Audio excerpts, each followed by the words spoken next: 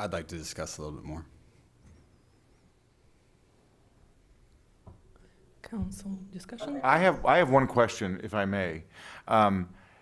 Okay, and a lot of this is coming from residents that I've spoken to, and I would say it's about 9-1 open versus keep it where it's going. We had tourists here until the second week of March. We had lots and lots of tourists until the second week of March. We have 5 cases of COVID in the valley and holding. No, we have no more cases in the valley at all. We had, Past according tense. to the county, we had Past 5 tense. cases. Right. We've had no new cases in over 3 weeks. We've We had, did. We haven't. We had 3 new cases over this weekend in Santa Barbara County. no, I'm talking Talking about, about I'm talking about Solvang. the San Ynez Valley, the valley of 20,000 people. And it's been posted in the Santa Barbara newspapers that we had 5 cases. We've had no new cases in almost 3 weeks. And people are asking why, for example, the Copenhagen House was busy until the 13th of March with tourists coming every single day. The hotels were busy. 800 people go into Valley Fresh every day. There's people out and about. It's very arbitrary as far as what's closed and not. Why do we have no new cases? My biggest concern is to do any leniency is, does Cottage have what capacity? If we were to start slowly opening up this city, what capacity does Cottage have to accept new cases? Well, it's not Because just that's Cottage. part of this, but part of the governor's whole deal was we need to slow this down to alleviate the burden on the healthcare facilities and the hospitals. Correct. Well, I don't think we have anybody in a hospital in the valley that has COVID-19. I don't know that We only have 39 people with the disease in the hospitals right now, in the whole county. in the whole county. Correct. And only 11 of them are in ICU. So this is really not a problem. In the valley. But if, like, for example, the LA Times gentleman came up here and said, well, of course not, because the reason you have no new cases is because you cut off tourism. Yes, we did that on March 19th. The virus has been around since January, or who knows how much earlier, because how can you trust where it came from? We didn't overwhelm the hospitals. Exactly. And We we have have done done that. With, That's done. As we get an A+ in that, or Absolutely. not we. And now the hospitals have the equipment that they need to deal with any new surge, if there happens to be a new surge. And yet every business is still closed. And yet we're still closed. So Except for essential services like convenience stores and community and gardens. beef jerky. Yeah, and beef jerky. I mean, come on. Haven't figured that one out. Golf courses. Yeah. So why are golf courses? Never mind. When we started, but and I would love to read Andy Caldwell's I letter think you should enter that into the system. into yeah. the record, if I may. May I read this? Please. Yes. This is from Andy Caldwell. It's from last week. Please take the time to witness 2 completely diverging approaches by local leaders to the virus and the shutdown. The link below provides a copy of the letter signed by leaders in SLO, including Assemblyman Jordan Cunningham, county supervisors, and local mayors. The attachment is the response by Santa Barbara County supervisors on that agenda last week. SLO is asking Newsom to return local control because they've taken extraordinary measures to meet the guidelines to reopen by way of Newsom's directives. These extraordinary measures include the success of flattening the curve and creating an inordinately large surge capacity on the Cal Poly campus. Compare and contrast this to the Santa Barbara County response, which can be boiled down to 2 aspects. We will passively follow the lead of the governor, but we need more money. Money to implement his plan and money to make us whole as a result of the expenses and losses associated with the pandemic and the panic. Santa Barbara County thus has no plan or impetus to reopen our economy. SLO and other leading counties who will attempt to reassert local control will surely get rebuffed by the governor. That is because Governor Newsom is in no hurry whatsoever to reopen our economy. To wit, his 80-person committee that is filled with political hacks, in his words, who are going to try and use this crisis to reshape the economy and society. The co-chair of this is Tom Steyer. So what's the next step for SLO leaders? They should go forward with their plan post-haste and ask for forgiveness later, since they have been denied permission from the start. Or they can go on the record by asking their county council to send a letter signed by all the same cities indicating the following. Whereas we respect the fact the governor and other elected leaders needed to buy time for our hospitals and care providers to gear up and prepare for a surge, in fact, that time is over. Specifically, the Constitution of the United States only grants police powers in emergency events that create a compelling need to usurp the freedom of the American people. Furthermore, any such police powers must be narrowly construed and applied as is necessary so as not to infringe on the rights of the people. In light of the fact that the compelling need was to flatten the curve, well, that's been accomplished. The fact that the governor is not restoring control back to local authorities and the people, coupled with the fact that there is no end date to his shutdown edict and no narrow construction to the same, means he has exceeded his constitutional authority. What all this means is that we ask for permission to be in the view of the above facts because the state has no constitutional authority to have denied us. We are moving for society and economy based on our own authority and responsibility to do so, meaning that we take the heat for it as well. Let the state try to stop us or sue us if the government is so inclined. We are abiding by the Constitution, which recognizes our citizens as the sovereigns. Andy Caldwell. I think it's pretty succinct, and I would like to hitch our wagon to slow and do what they're doing. Next. Did my motion capture all of that? Karen, did you Wow. have some comments, Karen? Do I have comments? Yeah. Okay. Yes, I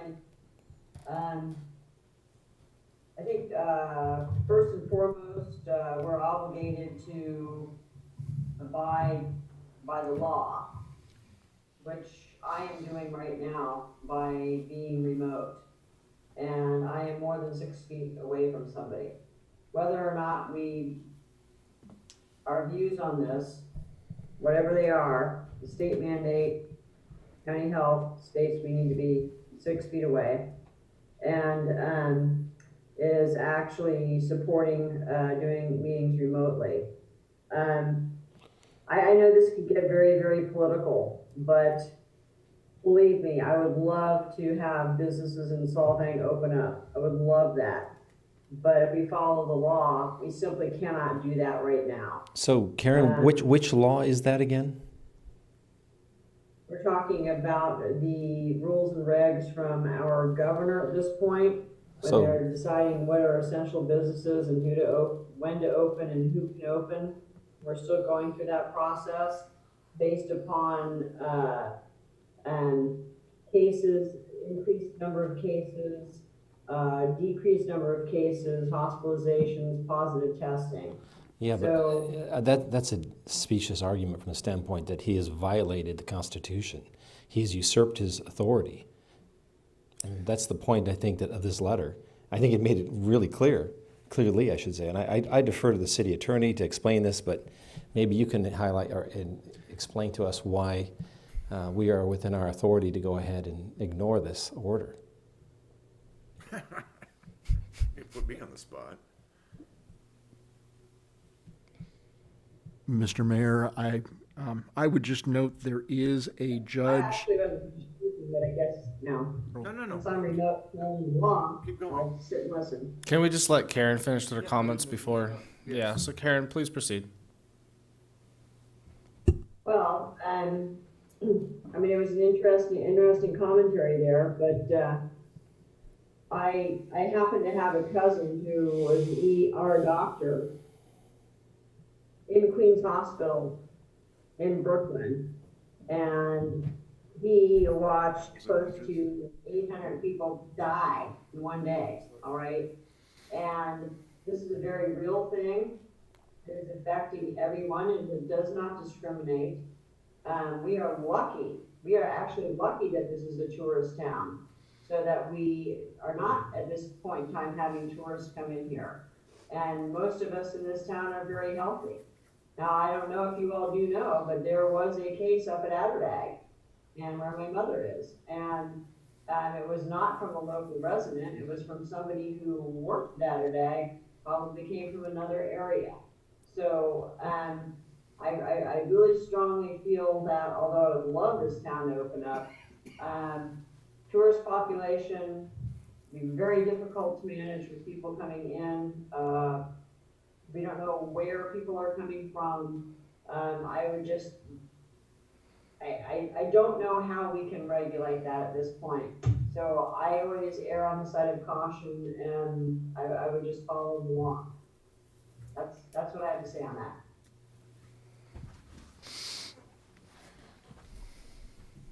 Which law? Thanks, Karen. Thank you. Can we address that law? So Chip, if you'd like to answer Chris's questions now.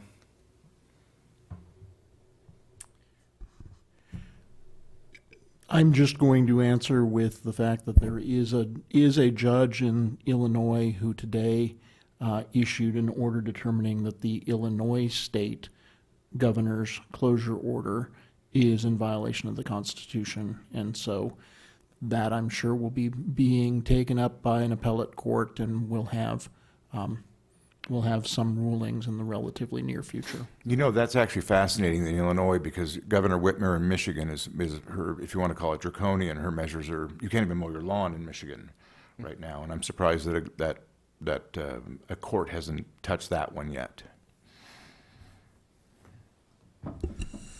Daniel? As far as issuing a letter, I just, as I looked through the agenda and I looked at these two letters, there was a glaring blankness at the end of the Santa Barbara County letter that did not include any of its city mayors or any of its, really didn't ask for the constituents' opinion. And I feel like the Santa Barbara County has let down its cities and all the locals as far as not getting their input, whereas SLO actually has everyone's signature on the bottom supporting their measure. And I'm not saying everyone would support what SLO is doing or what Santa Barbara County is doing, but at least they were reached out to and included in this letter to the governor.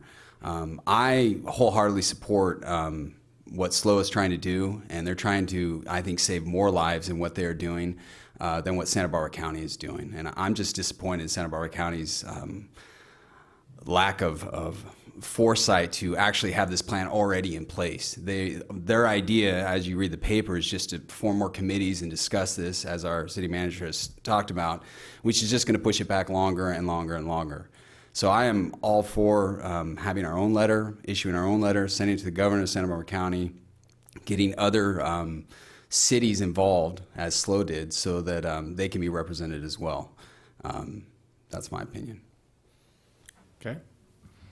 So you want to issue a letter to the county urging that they get more involved? I frankly don't care about the county. I'd send it straight up to the state and tell them that we agree with SLO and that you should turn it over to local authorities to decide on their own economy. And that's not saying everyone has to come out and open their business or go out and be in the community. You can decide what you want to do. It's the freedom of choice. And I feel like at this point, we've done everything they've asked, and it's time to give that authority back over to the local representatives and have them decide. Okay. Yeah, I think it sends a very strong message up the chain saying you don't get to be an authoritarian government. There's something called the Constitution that still applies. And as far as the law that Karen was referring to, there is no law.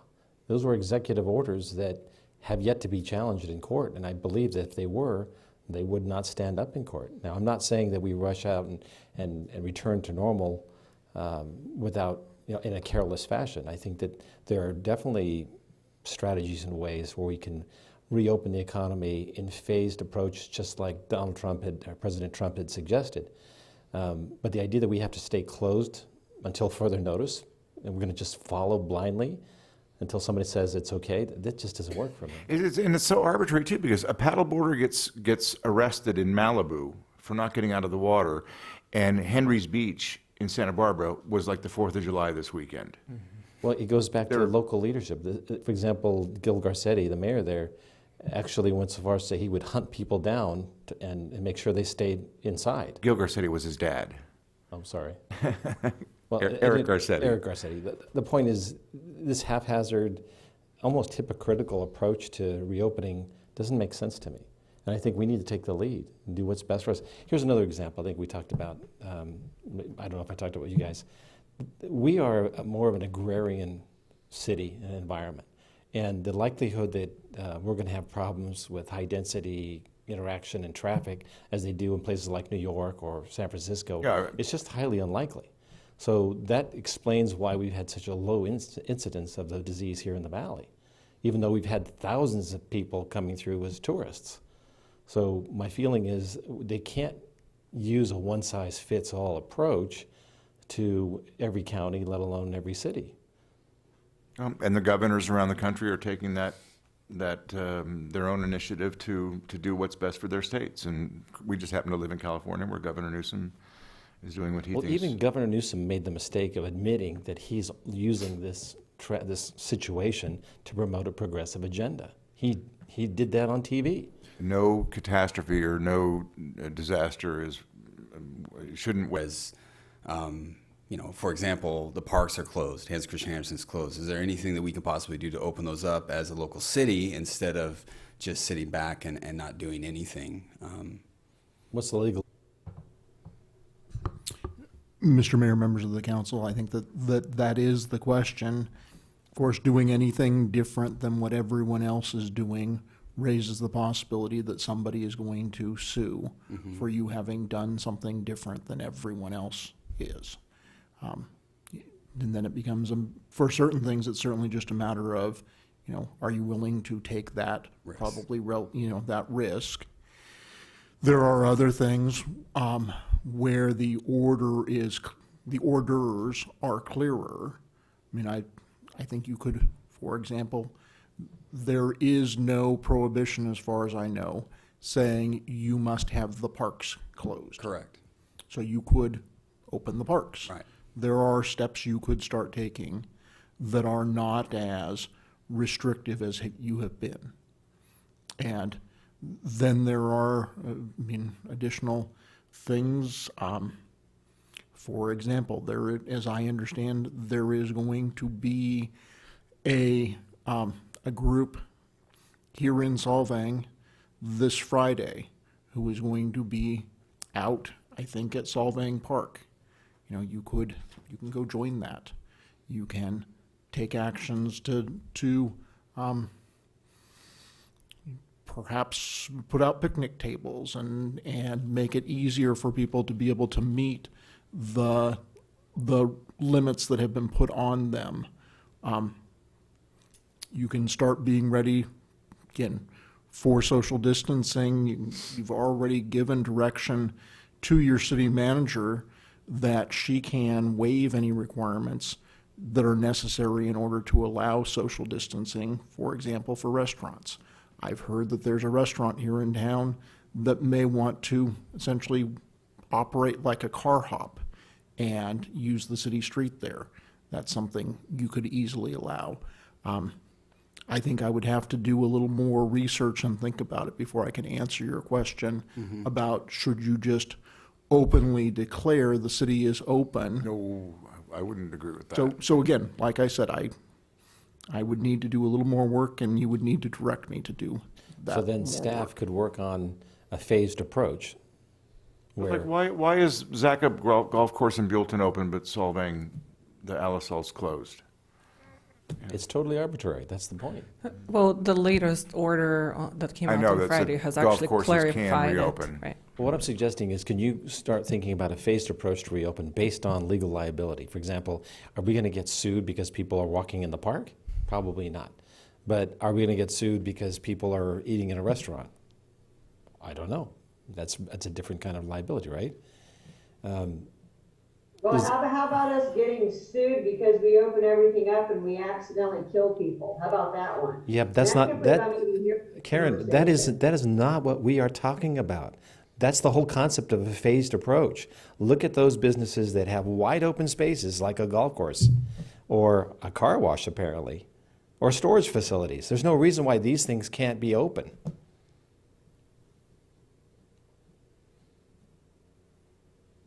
Ryan, I agree. You got any comments, Ryan? I'm so zoned out on allergy medications that just trying to follow this, I mean, here's a liquor store. I'm actually kind of how it might. You can buy liquor and lottery tickets, But- but you can't go to church. can go to I think marijuana the places. notable Yeah, those are all open. the notable things in my half sleep stage here is just as you're wishing that the county would have involved the cities more in its processes. I think if we're going to send a letter off asking for that, then we should probably show that we can exercise the same in our own backyard.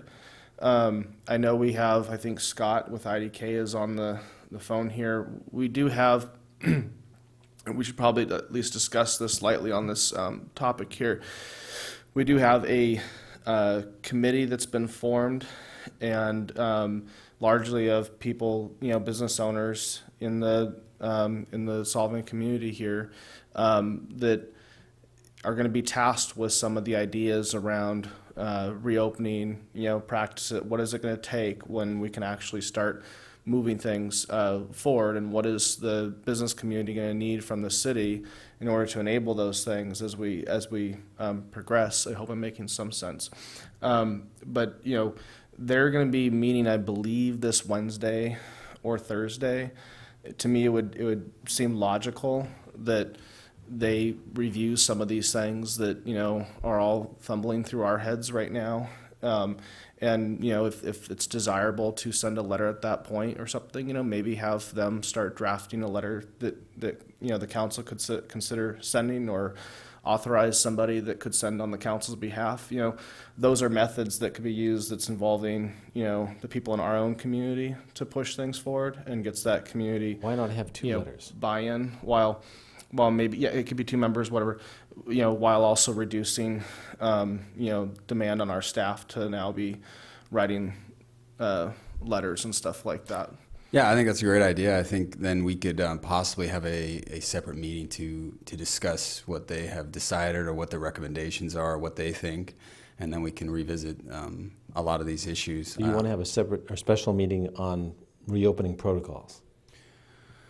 Well, I think at some point you're probably going to end up with some form of a workshop on these kinds of things. I don't know if you're going to necessarily find it in an agenda item at a normal meeting. No, I just think it's a good idea to have. I think that steering committee is made up of enough people that it could be a larger demographic of city representatives to give us some input on their thoughts on reopening.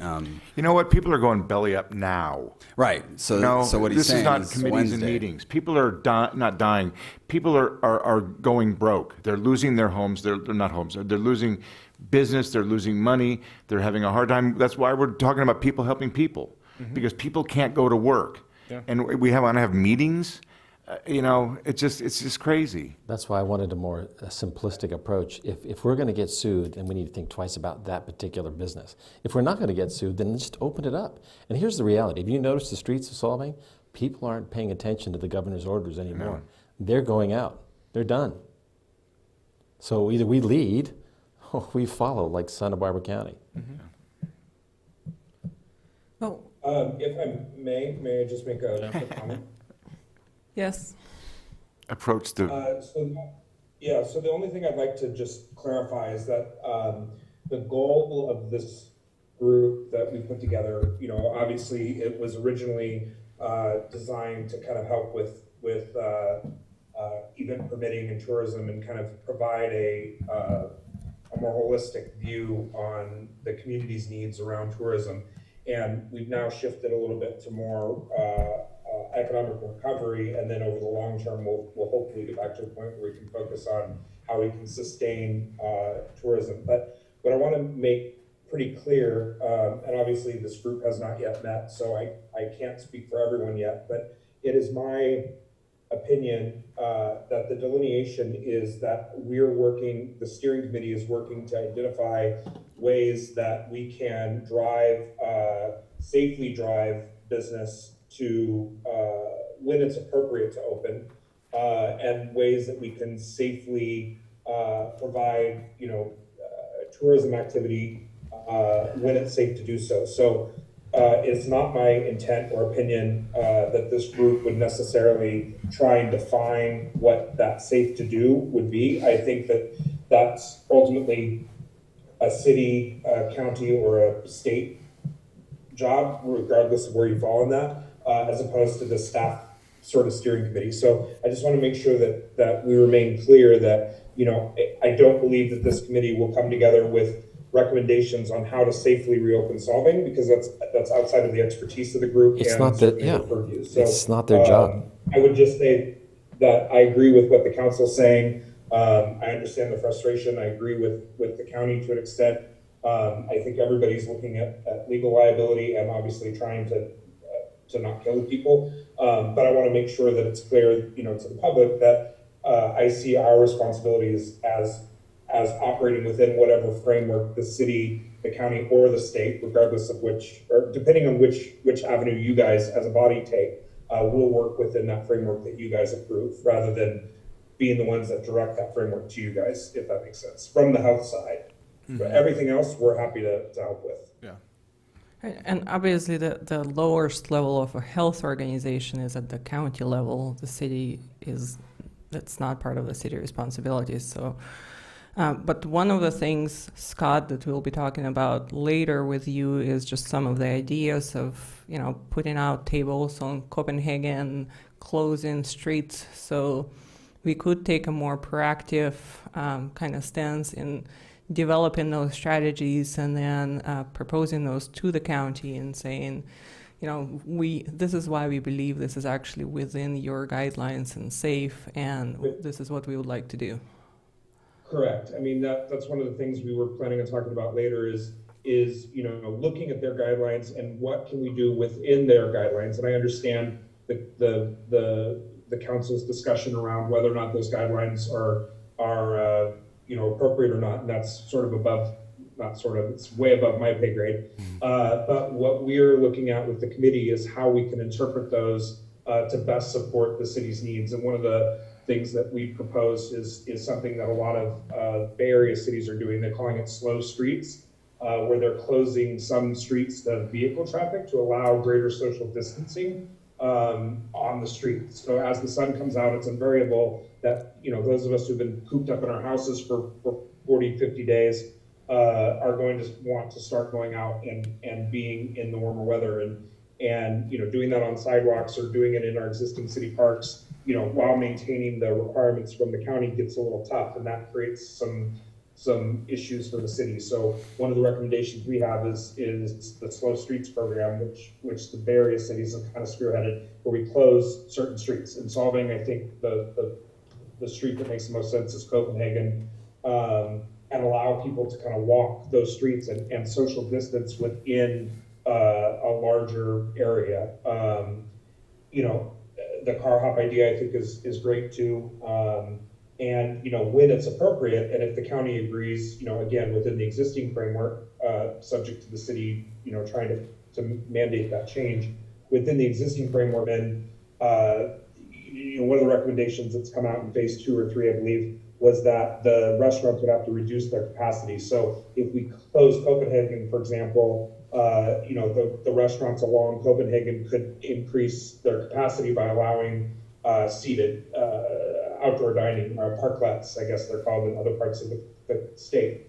Currently, that's not allowed in the guidelines. I think right now, even outdoor dining has to be closed. So these are the types of things that we can ask the county, if it's appropriate within the current guidelines, and see if we can make changes, phase changes in that way. Not necessarily, our group wouldn't necessarily come and say, we believe that everything should be open and we should invite all the tour buses back and reopen Solvang today. That's sort of above this group's pay grade. But once that decision is made, we'll come up with some plans on how we can implement those, and that's one of the current suggestions.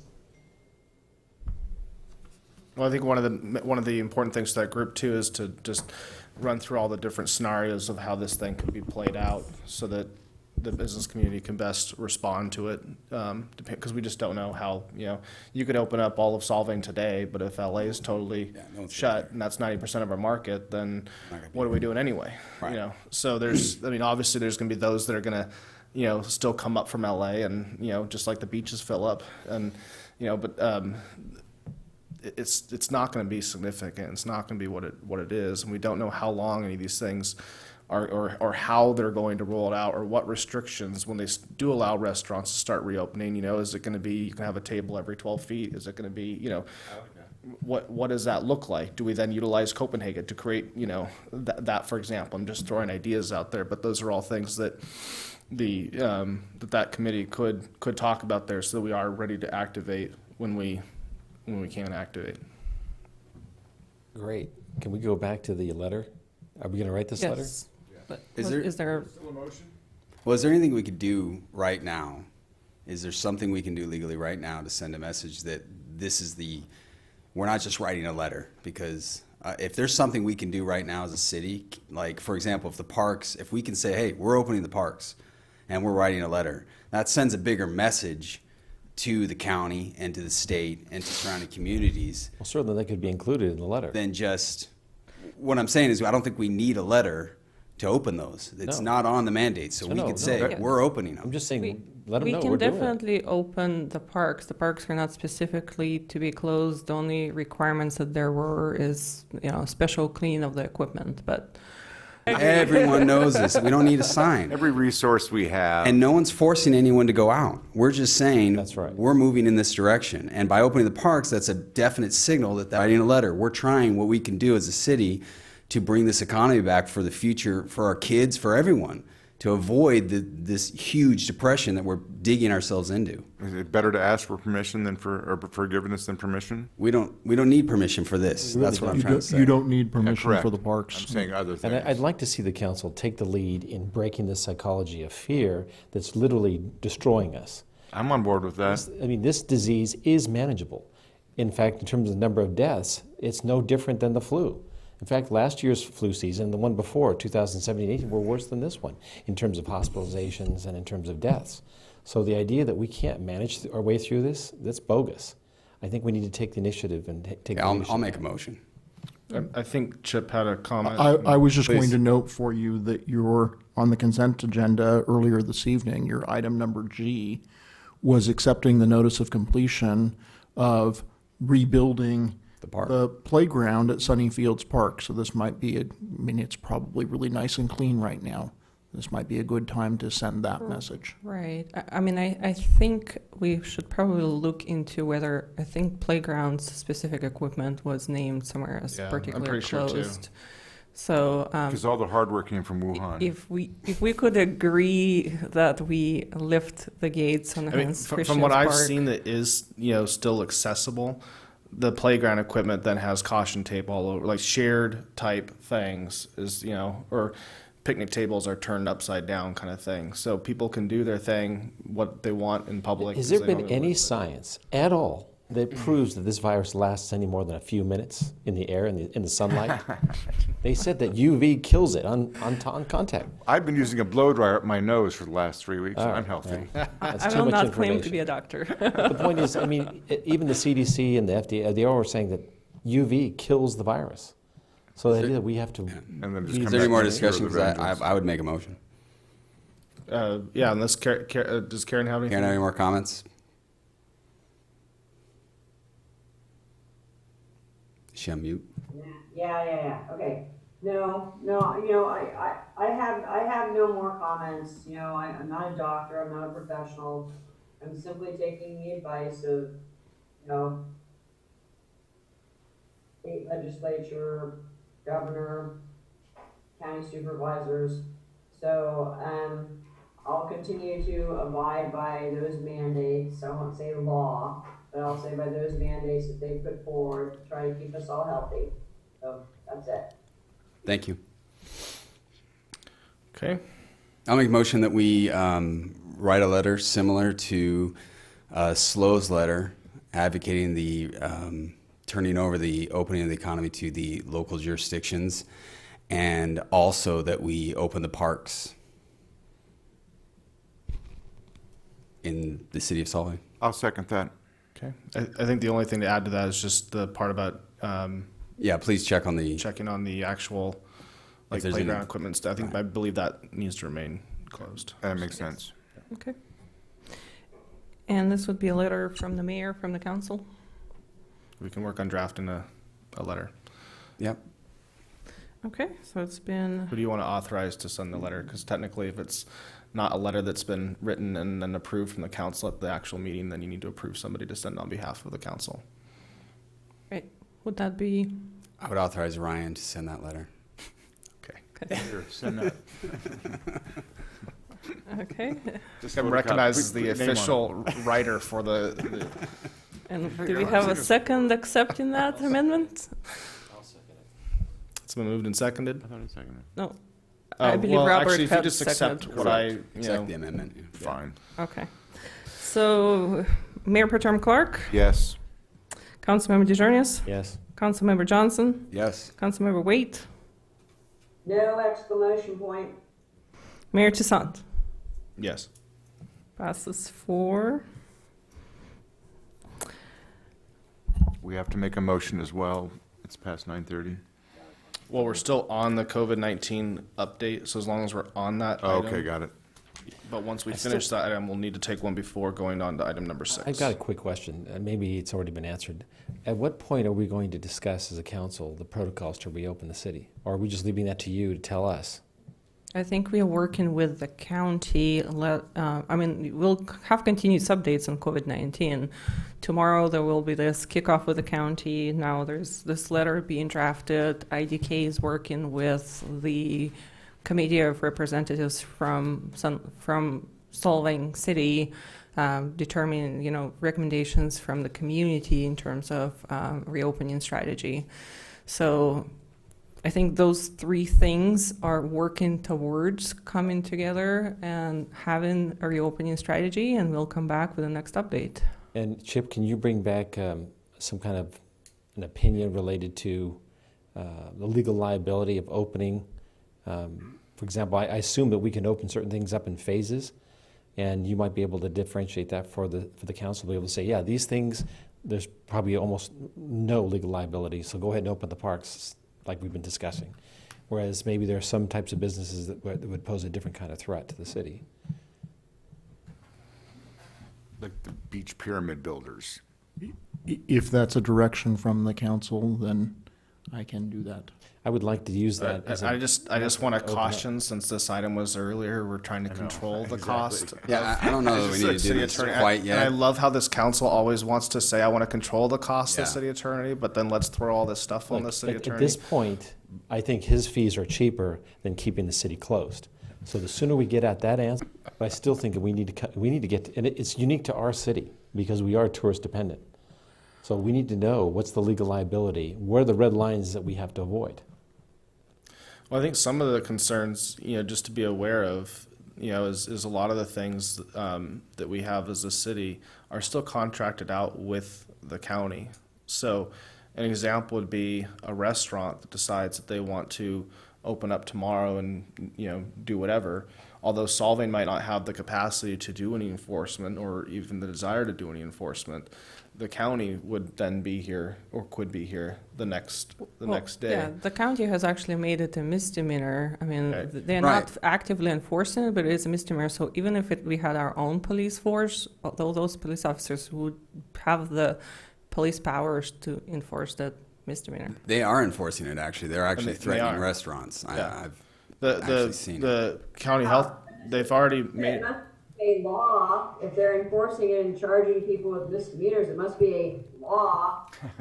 So my question is there any way that The the city legal of law. Solvang can basically disagree with these arbitrary tickets and so that is a question. I would love to know what legal standing we have, because I'd like to ban any sort of ticketing or fining of our businesses that are in the city, because I think it's absolutely unconstitutional. Mr. Mayor, members of the council, again, I'm going to take direction from the council if you would like me to go and do some research and send you an opinion on that. Yeah, I'm giving him direction. I hope you guys agree, and we'll give it to him as well. I think we need to know this so that we can open up the city as soon as possible. I think specifically we got to know what we can do as a city under the, because we're obviously under the county and under the state. I'm not sure that there's a lot we can do, but if there is, that would be fantastic. I'd love to know that, what our power is.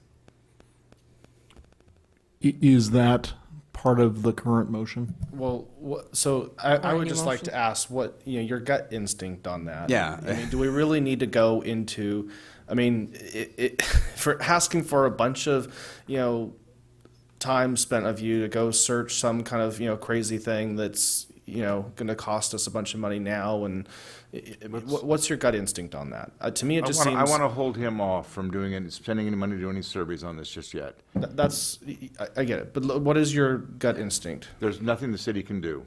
To me, it seems like we're in the county. The county's going to come here. They're going to do the thing, Jason?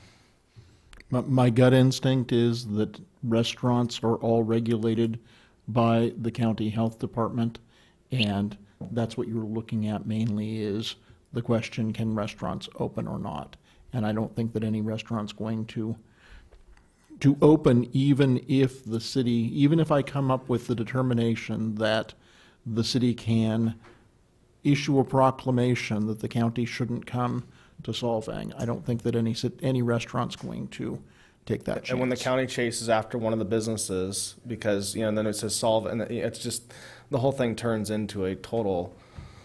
So let's just stick with the original drafting letter, opening the parks, and then we can discuss Wait, it. what about hotels?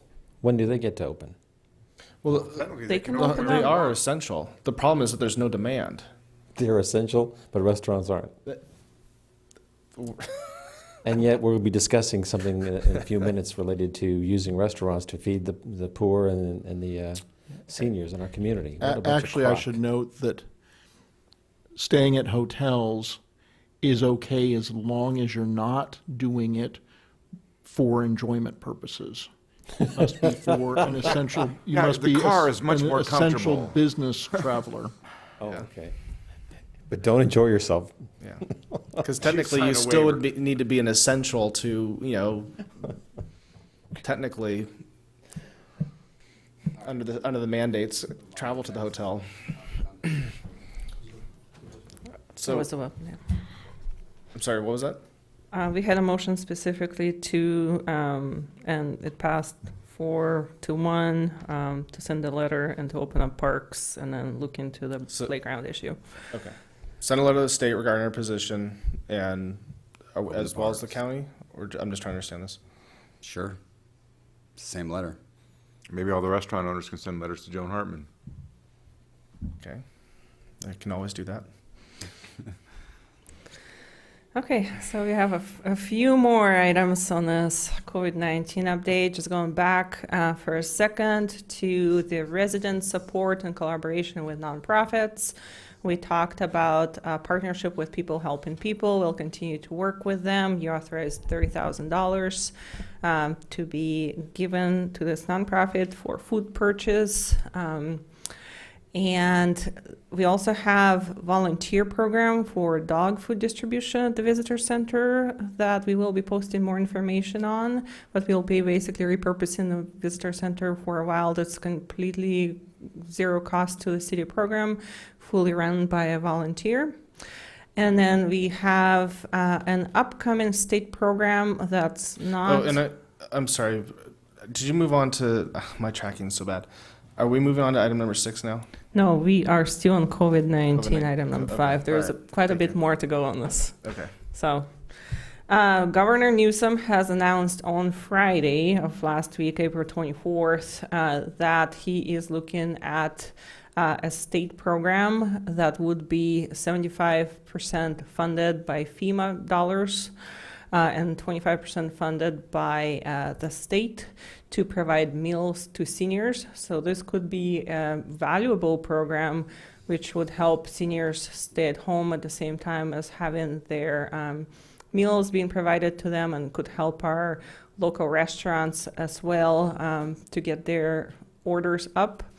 There is no details yet on this program, so we will be looking out for what comes from the state. There's no determination at this point, as I understand, that I have seen of any detail as to, how the funds would be distributed, who would be running this administratively, would it be coming directly to the cities or directly to the restaurants or directly to the citizens.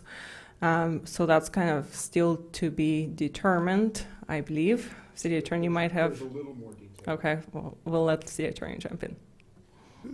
There's a little more detail, though not the final rules or regulations about it.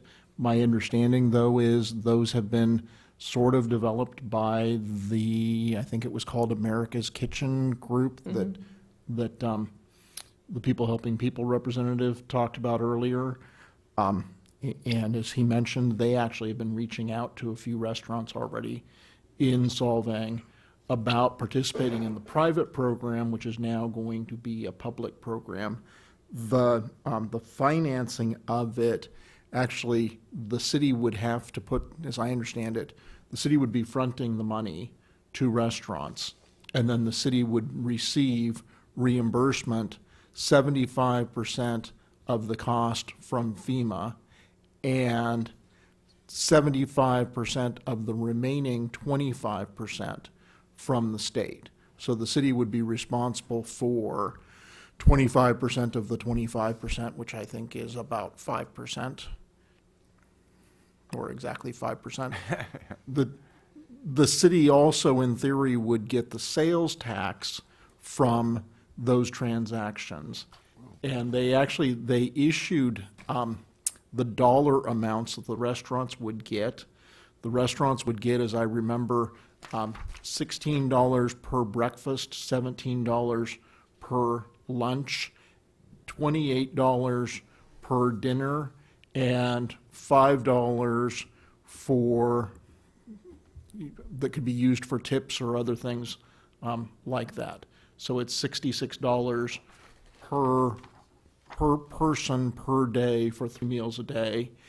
You have to be 65 or older and either determined to be at risk. And my understanding is that this is a program where they're actually going to let the city make some of its own determinations. So the city would get to make the determination if you're at risk or 65 and older, and there's an income qualifier, which is that you can't make more than $76,500 per person.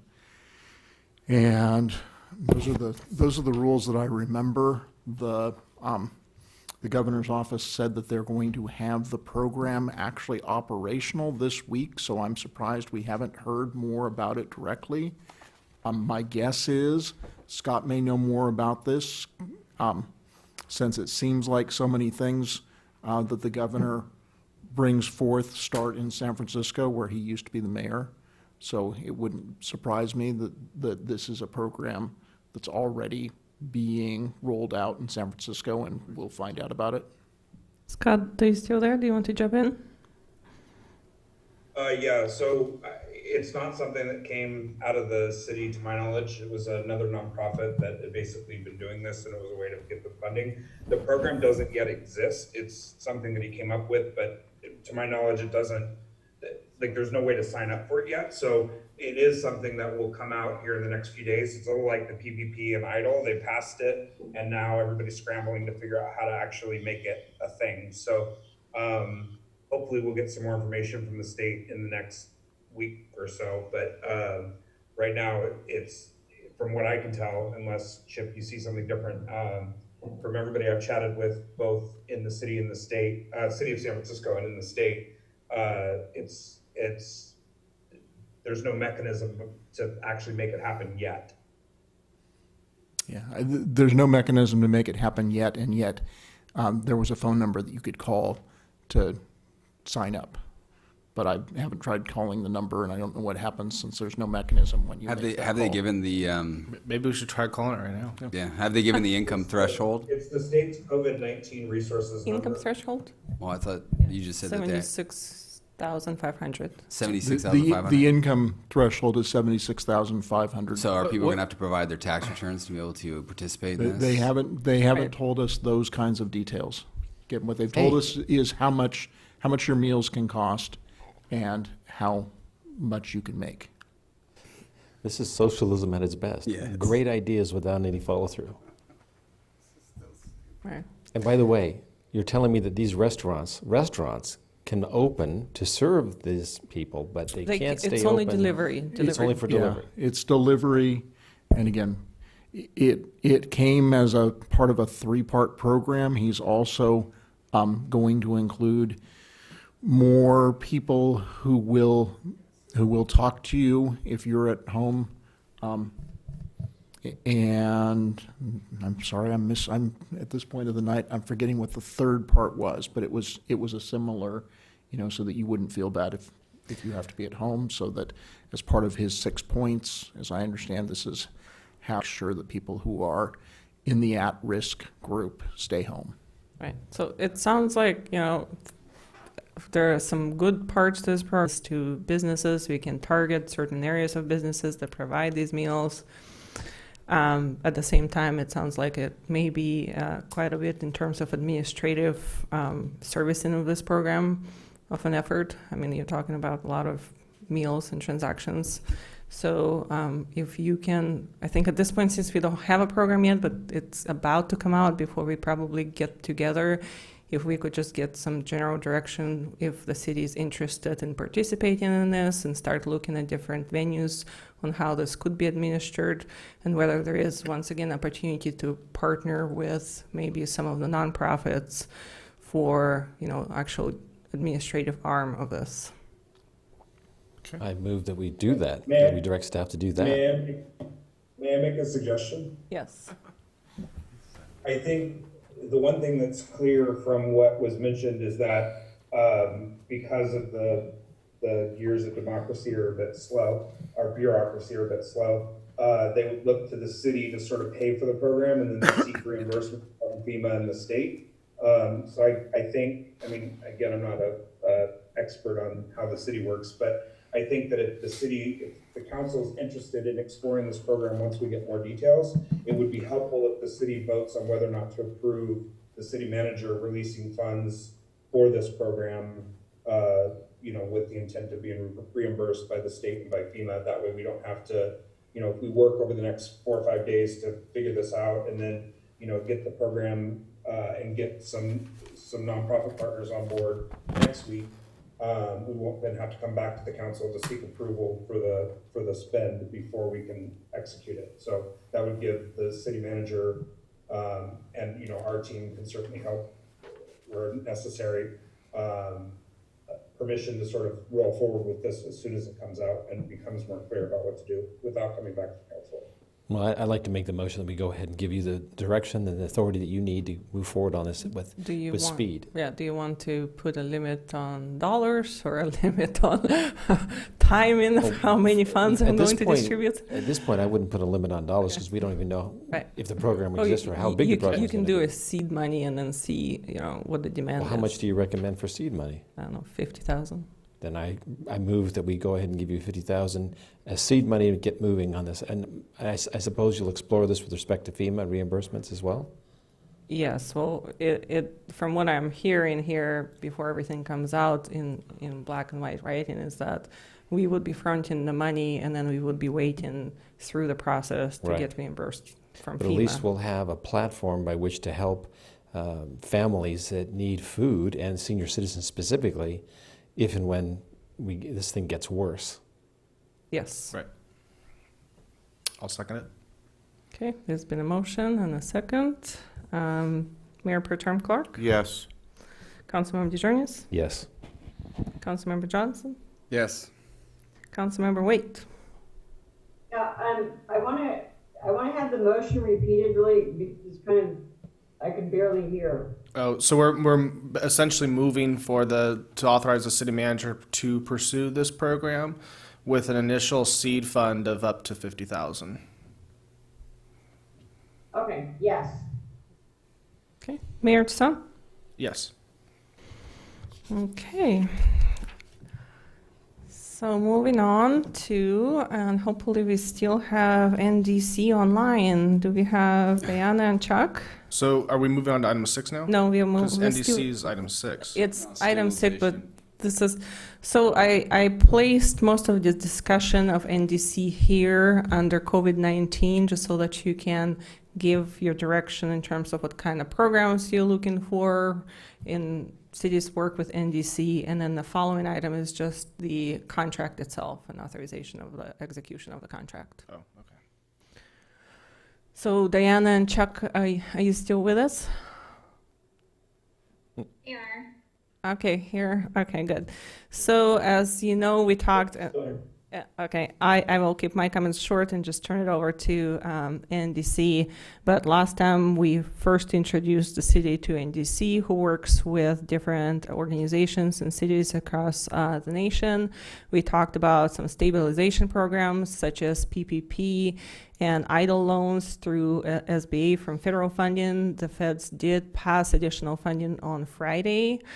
We also can be looking at alternative city-funded microloan programs with, more stringent underwriting criteria. Working with NDC, they're looking through creative ways of finding how to potentially leverage city money for that type of program as well, just in case there's continued, problems with reaching the PPP funding and the idle funding. And then we talked about recovery programs and revolving loans for, the next steps.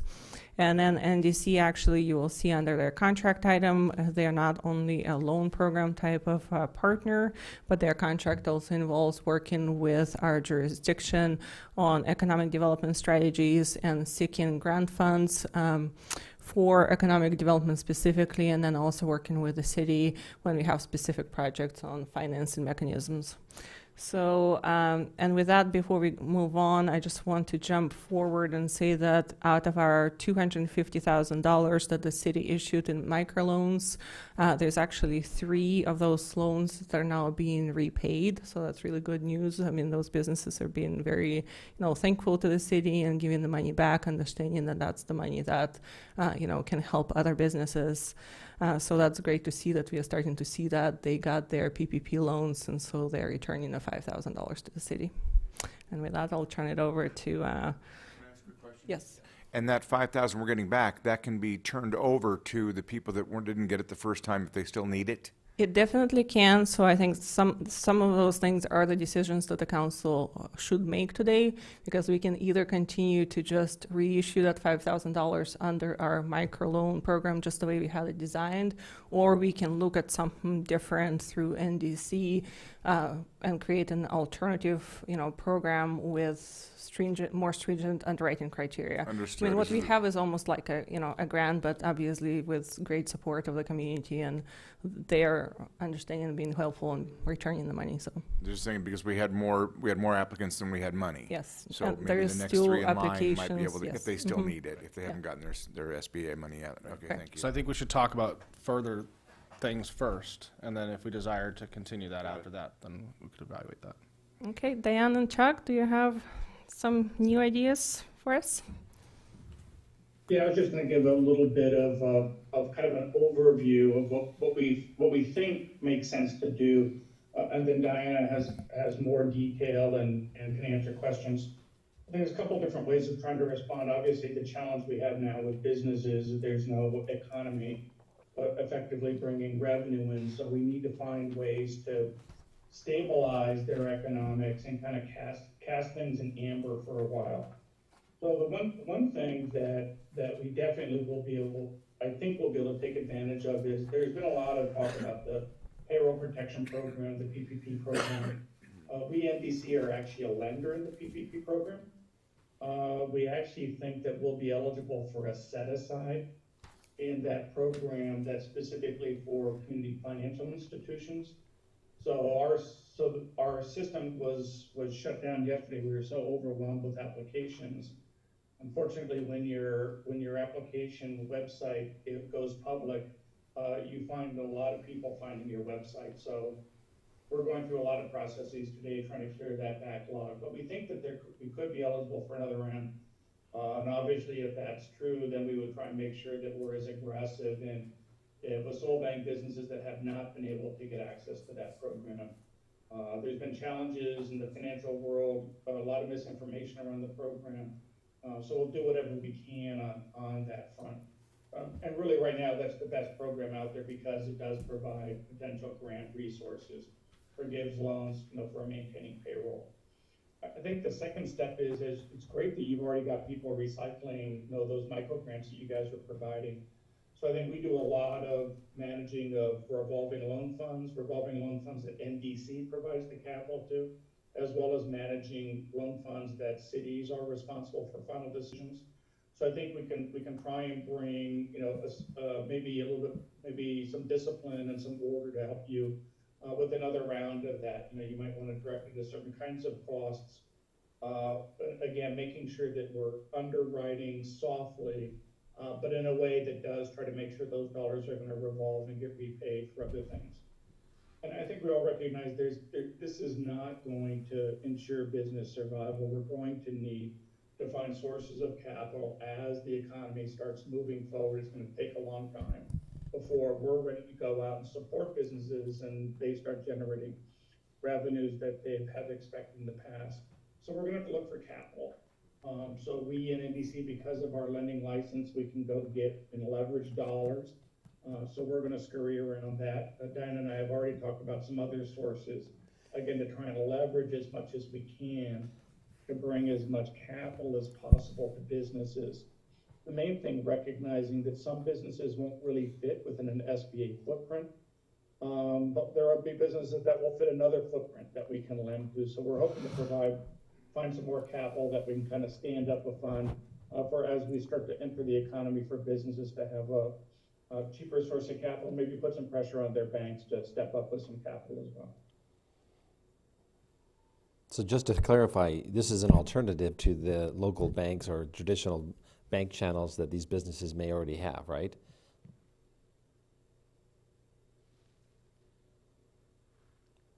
What happened? Chuck? Hello? I couldn't hear the question. So just to be clear, this is an additional channel for funds or funding that small businesses in Solvang can take advantage of. This is in addition to their existing relationships with local banks. The PPP, yes, that would be in addition to the relationships with their banks. It would give them an alternative.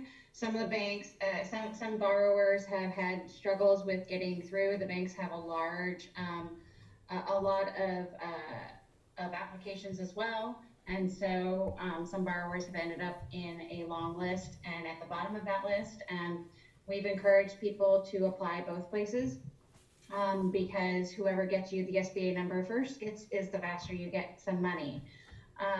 And I would say, yes, yeah, it is an alternative. There's also just people that have struggled with getting funding just because they don't necessarily understand the application. And I do think our process, while maybe a little bit more paperwork than a bank, because we're not a bank, and so we have to make sure we're doing it to real people, they're actually reaching out and communicating with the applicants, and so making sure that we get the right paperwork. So hopefully it helps it move along better. Would you agree with me, Chuck, on that front? Yeah, I think that's right. We're basically trying to make sure that people that don't already have access through another door. Excellent. Okay. So as far as, maybe I'll just ask you a question, Diane and Chuck. What are your recommendations for, actions in the next week? You just opened up the portal. There's new funding for PPP. Where do you see us going in the next couple of weeks before we come back to council? Well, I think, like Chuck said, right now our PPP is overwhelmed, so hopefully it will open back up, and we'll also have additional funding coming our way, hopefully, so we'll be able to do something but I think what we need to do internally is sit down and look at what funding is available, what the needs are, like Chuck said, maybe look at an immediate program. You guys have some money coming back, maybe, put it into, a program that has a little more guidelines to it, like what we've put together with, it's great that you guys have money that went out to people that got PPP loans and they're paying them back. That's great. There is obviously businesses that don't, but one of the big things that you want to make sure is that what I keep telling my communities that I'm working with on doing loans or grants is the loans and grants that you do need to go to businesses that were viable before COVID. If they were not viable businesses before COVID, it's not going to help that business keep staying. They'll still die. And that's not to say that every business that was successful before COVID will survive. But our hope is that we'll help them. We'll be in a better position to help them. And help those businesses be in a better position to survive. Okay. So what I'm saying is I think that we need to look at what the funding you have available, and then, like Chuck said, there's kind of a two-pronged approach in addition to the PPP. of looking at, maybe setting up a program that's kind of helping people, maybe get ready to do the reopen and get those funding, and then also maybe an additional program. We are looking into the state program of iBank. That is a state guarantee program, and it is something that we've been in contact with CalCoastal, which is one for the Bay Area. For the coastal communities, including Solvang, and California Capital, and both programs can actually go statewide. And it is a state guarantee program, and it got additional funding from the state. We are looking into seeing if there's an ability for us to leverage maybe Solvang funds or our funds or something to also provide more funds to focus on Solvang instead of just statewide or coastal wide and stuff like that. So that would be something we can definitely look into. Whether there's additional grant funds that we can help you guys apply for. Those would be things that we should sit down and look at and talk about what funds are currently available, what funds we can look at leveraging, what funds we can look at growing, are the things that I think that over the next couple of weeks we probably need to do. In addition to the fact that PPP is something that's out there. Can you come back to this council with a menu or a matrix of programs, starting with the ones that help stabilize businesses immediately, moving up to longer-term programs, including economic developments? Yeah, that would be the intention, is to kind of look at a smattering of different programs that could be effective in Solvang, and that we could and what they could do and what the sizes would be and how we would implement them. Excellent. So there's no actionable item under this particular item on NDC. The contract is under the next cover. So it's just questions if you have anything else. Otherwise, we'll work with NDC, assuming you approve the contract, and come back at the next council meeting with specific recommendations. Are you looking for a motion? I don't really have any questions, but one of my concerns is just we keep talking about the footprint of some of these bigger programs, and I think the council just needs to note that in my opinion, that footprint is probably what a large majority of our small businesses does not fit into. But that's just something to think about. Well, that's where I think NDC is able and willing to come up with a customized program that may fit better to our needs. That's a good point. Right. Well, and I can say, like I said, I'm throwing out ideas that we're sitting here talking about, but I know that sitting down with Zena and staff to talk about what actually makes sense for Solvang would be the total intention of what we would be trying to put together is something that makes sense for your community. Right, and talking with Diana before, I also was letting her know that we have a survey with IDK on solvangresources.com that's still kind of going to where businesses are putting in their information in terms of what their needs are. So we could also feed some information that we've already been collecting to NDC to give them a better idea of what our local economy looks like, and then we can definitely discuss the size of our businesses, and obviously the hotels is a huge industry for us, but it's less businesses, and then we have lots and lots of small businesses on the retail side. So we'll discuss those and come up with recommendations and come back to you. Okay. Okay, thank you, Diana and Chuck. Thanks for staying late. Then, Oh, and your contract will be up next once we're done with this item. And the last item I have, or actually two items.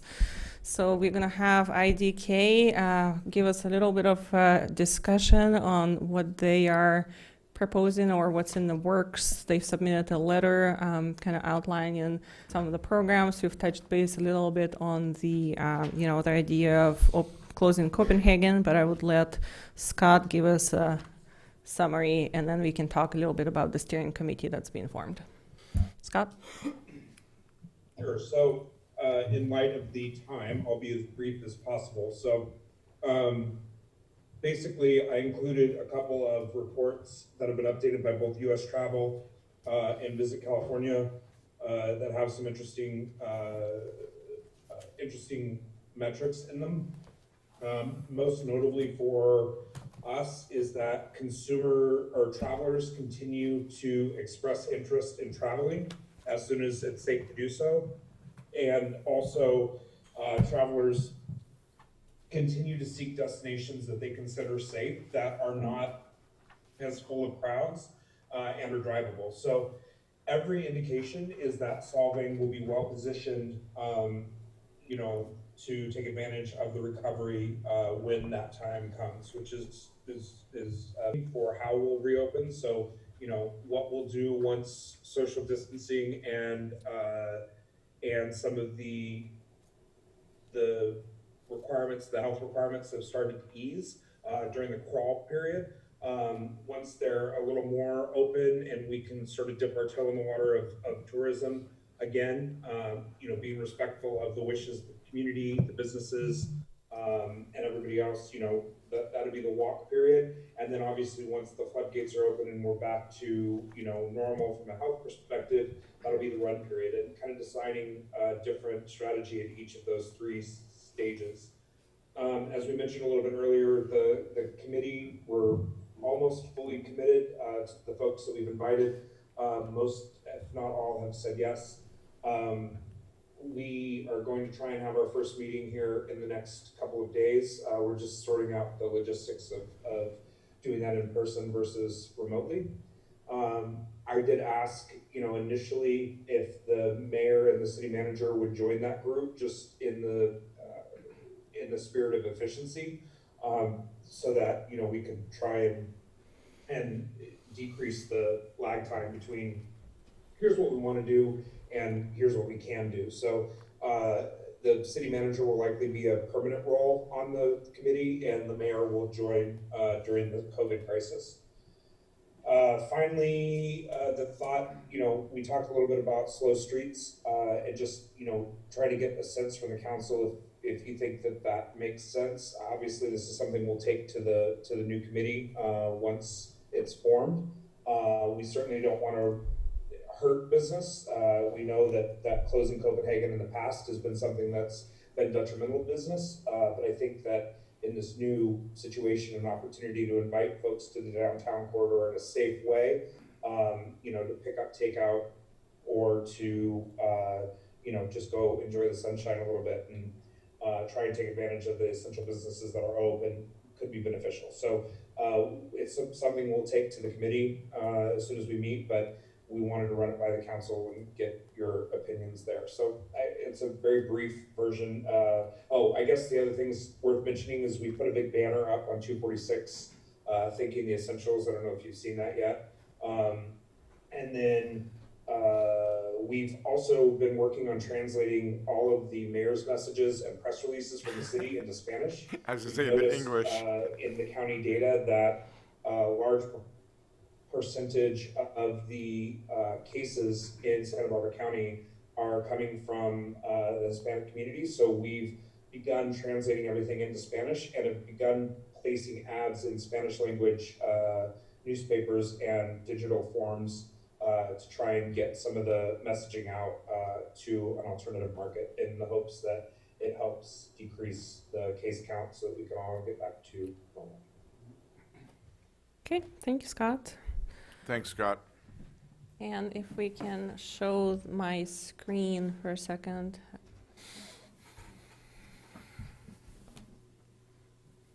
So those would be the names of the committee members, just for you to get a heads up on that. And the first meeting is scheduled for next week. I thought this week. This week, sorry. Yes, Is it too late to make suggestions or comments about the list? No, I mean, you can make comments anytime. I just wish there was somebody with some medical experience on that list, as well as maybe like a Chris Parker, someone like that runs the Atterdag Village that has input, because it's a lot of merchant strength there, but not, I don't see any medical or anybody that's dealing with senior citizens, et cetera. If we could somehow reach out to a couple more people. We can, but Yeah, just, and sorry, Scott. Go ahead, Scott. I was just gonna say, that was quasi-intentional in two ways. One, if you remember, we're trying to repurpose our initial kind of steering committee on marketing and tourism. But secondly, unless, it's certainly within the purview of the council to redirect us, but it was my initial sort of plan that the health-related aspects of the recovery would happen above sort of this group, and this group would respond to what was appropriate. And I didn't want to put, that health question to this type of staff committee, because I didn't feel like it would be serving the city Okay, in the right way. and I was a little mixed up on my goal there, so I appreciate that, Scott, thanks. Okay. You may also want to correct the spelling on a couple of people. Yes, Like no, Newsom? Well, Dana Volk, but in particular Tracy Bread. Yeah.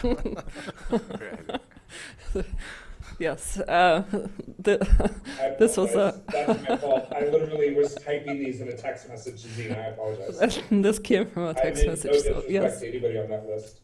It's Tracy Beard, and yes. So we will have the right people, though. We know who they are, and we'll have the right people listed going forward and on the committee. Karen, do you have any comments? Nope. No? Okay. Okay, Moving. so keep moving. The last item I have under COVID-19 is just giving you a brief update on the programs that you had through end of May. You may now, or at a later point, extend those to a future date. So on the utility billing, waiver of fees and penalties, we only had 2 requests from customers for non-payment. We have 17 accounts that would otherwise been in a shut-off type of situation that are not being shut off. And then we got on the TOT penalties waiver, this is for February month. There is 6 hotels that have not paid. 2 of them have not reported yet what their TOT would have been. 41,000 is not collected based on 4 hotels reporting. And then we collected a total of $222,000 for the month of February. And then once again on the business microloan program, there's 3 businesses that are in the process of sending us their payments. They have notified us, and so that is a program that you can either just wait to see what we can come up with NDC and return to you at the next council meeting, or you can direct us to just go ahead and keep reissuing these $5,000 loans to people that have already submitted applications and are standing in line. So if there is... How many further people are in the microloan line that haven't received them? I believe the fully submitted applications are actually 3 at this point. So this would be, it's a 3 to 3 right now. Okay. There was more people that had, inquired and may have been told that the funds are not available. So if we, continued to run this program officially, and they knew that they would still be in the queue. So you still have a couple of meetings to make those adjustments. And then on the business microloan, if you can let us know whether to continue to reissue these loans or to just see what we can come up with in terms of working with NDC. Okay. Does anyone have any ideas? I'm mixed on that. I mean, if NDC is working on it, then I think we're okay there. What do you guys think? And Karen, you want to put that 5,000 or the 15,000 back into the pool? I think it just depends on what the intent is. I don't know what the, or how many other inquiries that we had there, or what other programs we can come up with. I think we're at the end of the month. I don't know about the rest of the council, but, I've been contacted by a lot of businesses that are freaking out over how to get now through the next month, because the microloan kind of helped them through the first month. And we all kind of knew that's only going to do the first month. I was hoping we would have the PPP and all these other promises would have actually performed, and that would, be the cash flow agent that got us through to that, but my faith in these programs is pretty low at this point with those. But I was hoping that we'd come up with at least some kind of extended loan program to issue out. I'm not seeing where those are ready to go or how it's going to help anyone at this next cash crunch there. I'm not sure where you're going with this because I agree with you. I'm just throwing things out for the council to talk about. I'm not indicating any direction. No, I'm not disagreeing with you in the sense that this $250,000 went a long way for some of these businesses, such that they were not able to get even though they did get approval for PPP, they didn't get the amount that they had requested. And in some cases, they didn't get the PPP at all. So this was the only money they got, and they're very grateful for it. And if we can somehow leave that program intact and keep rolling it forward to help these people until these bigger programs are put in place, I think it's a great idea. That's the only idea on the table. All right, I agree with that. Good. I mean, really, we only have about 15,000, right? So that's 3 applicants that have Right. repaid. So. Well, and technically, But if we keep it going, as we Correct, get more I returns, understand, but we at can this- offer out to other people as well. Agreed. At this point, I don't know that. I think we should continue on with it, and I think we've already kind of decided that it's a possibility we will not get this money back. But in the interest of the city and the businesses, if it can help them to get through another month, and people see that we're reloaning it back out, they may be more apt to pay it back if they can to help other businesses. It's kind of a community Well, effort. again, the second round of PPP is just now being done, right? And that too will take weeks. So this may be the only funding they have until that happens. All right, let's keep it going. Okay, is that a motion to keep it so going? keep going, same funding amount. And I'll make a motion to keep the microloan program going. I'll second it. Okay, first and second. By the way, have we discussed We haven't discussed. No. I'm thinking out loud about the problem with the rent moratorium or the eviction moratorium. At some point, these things have to be paid back. And a lot of these businesses haven't seen any revenue now for 2 months. They'll be going on 3 months by the time we reopen. So can I, if there's a motion and a second, can I take a roll call and then? Oh, I'm sorry. come back to Please that? go ahead. Okay. But just to clarify, so it's just going to keep the same funding amount. Correct. But as it cash flows in, it can cash flow out. Go back out. Okay. Correct. Okay, Mayor Pro Tem Clark, Yes. Councilmember DeJarnius, Yes. Councilmember Johnson, Yes. Councilmember Waite, Yes, Mayor Tuson. Yes. Okay, passes 5-0. And on the rent moratorium, we touched on it a little bit before. Yes, there's there's obviously going to be non-payment of the rents, but the actual obligation to pay at some point is not going away. So it's a cash flow, but not there's still a financing issue there. So if Chuck and Diane are still there, I think we kind of touched upon that issue earlier today. If you would like to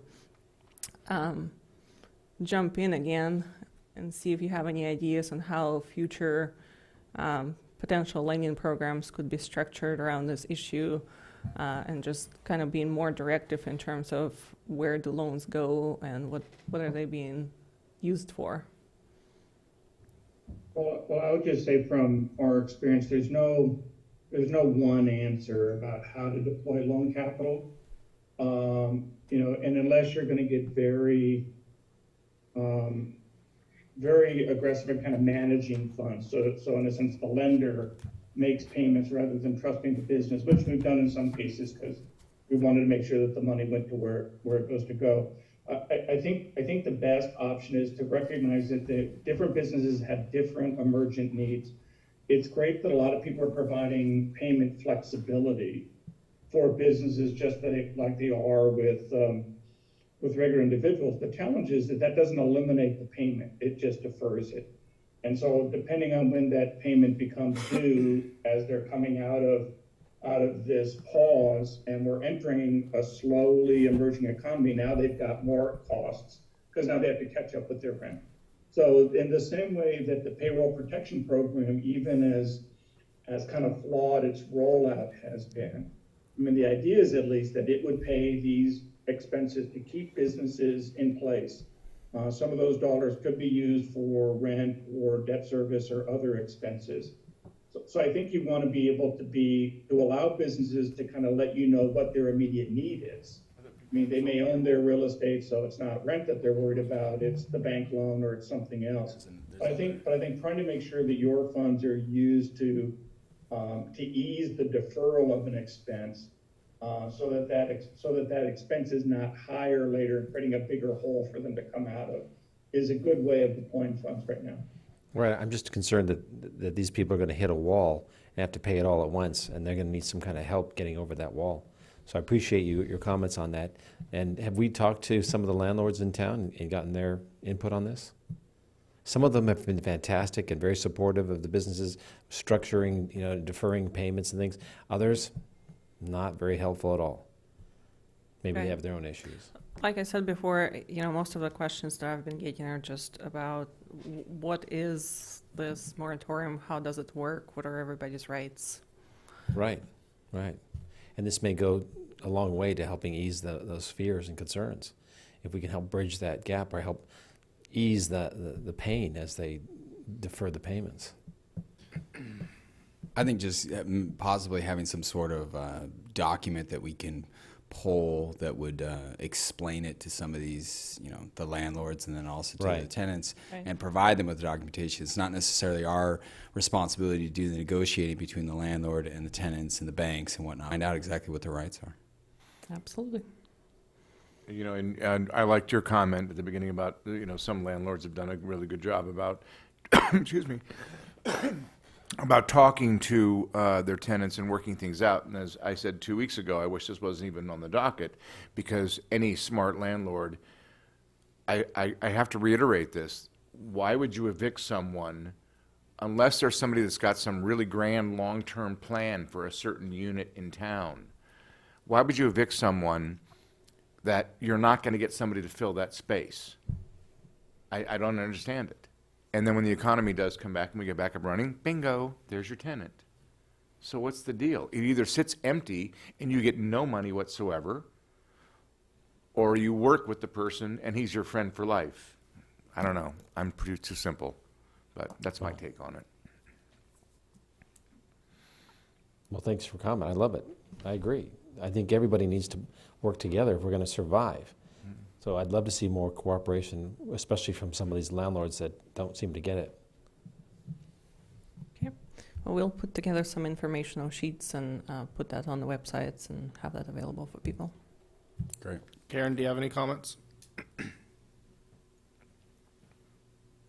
No comments? Okay. All right, then that concludes item number 5. Okay. That was one long item. Yes. So with that, I'll make the motion that we continue on with the meeting. Maybe another 5-minute breather, Sure. and then we'll do the contract should be pretty quick, but the financial plan could be a little bit longer. Yeah, I mean, the financial plan is, there's just some information. Most of your actions will be at the next meeting. So it's up to you if you want to continue to hear it today and just get some more information and then have a bigger budget discussion at the next council meeting. All right. Well, I'll make the motion to continue after a 5-minute break. We can always get to item 7 if we want to call it. Then we can call it. I second it. So moved and seconded. Yes. Mayor Paterno Clark, Yes. Councilmember DeJarnis, Yes. Councilmember Johnson, Yes. Councilmember Wade. No, I'd like to just continue and get this done. Because you're at home. So that's a yes. Mayor Tassant. Yes. Okay. All right, 5-minute break.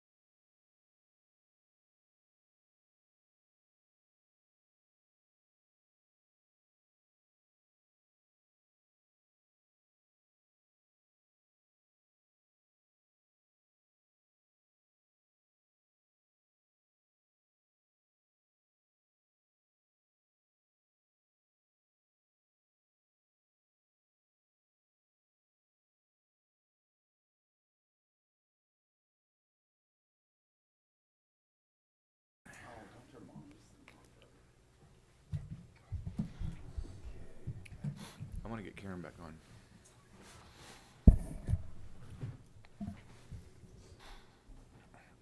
All right, ready? So we'll resume the meeting. We're on to item number 6 now. National Development Council contract approval, right? Yes. Okay. So the recommendation is to approve a contract to engage with National Development Council in the amount of $50,000 for a period of time of 12 months. It's a monthly retainer type of fee. The contract itself starts on page 268 of your packet. The report basically talks about everything that we've talked about under the previous item.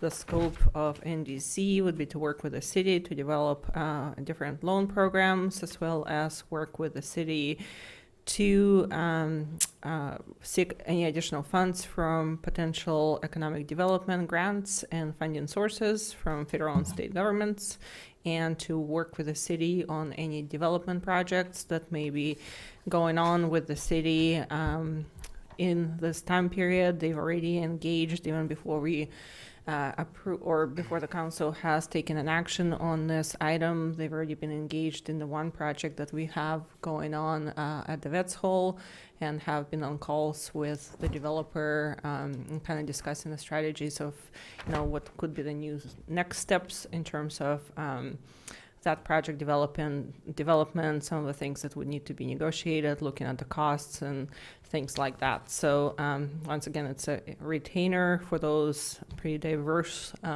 services from NDC. My understanding is that their staff, they work together and pull on each other's expertise. Diana has been kind of the one working with me the most. Obviously, Chuck is there a lot, but they have others on staff as well. They're a nonprofit organization, and they primarily come from backgrounds in redevelopment and financing. So those all go along with what the city will need as part of the recovery from COVID-19.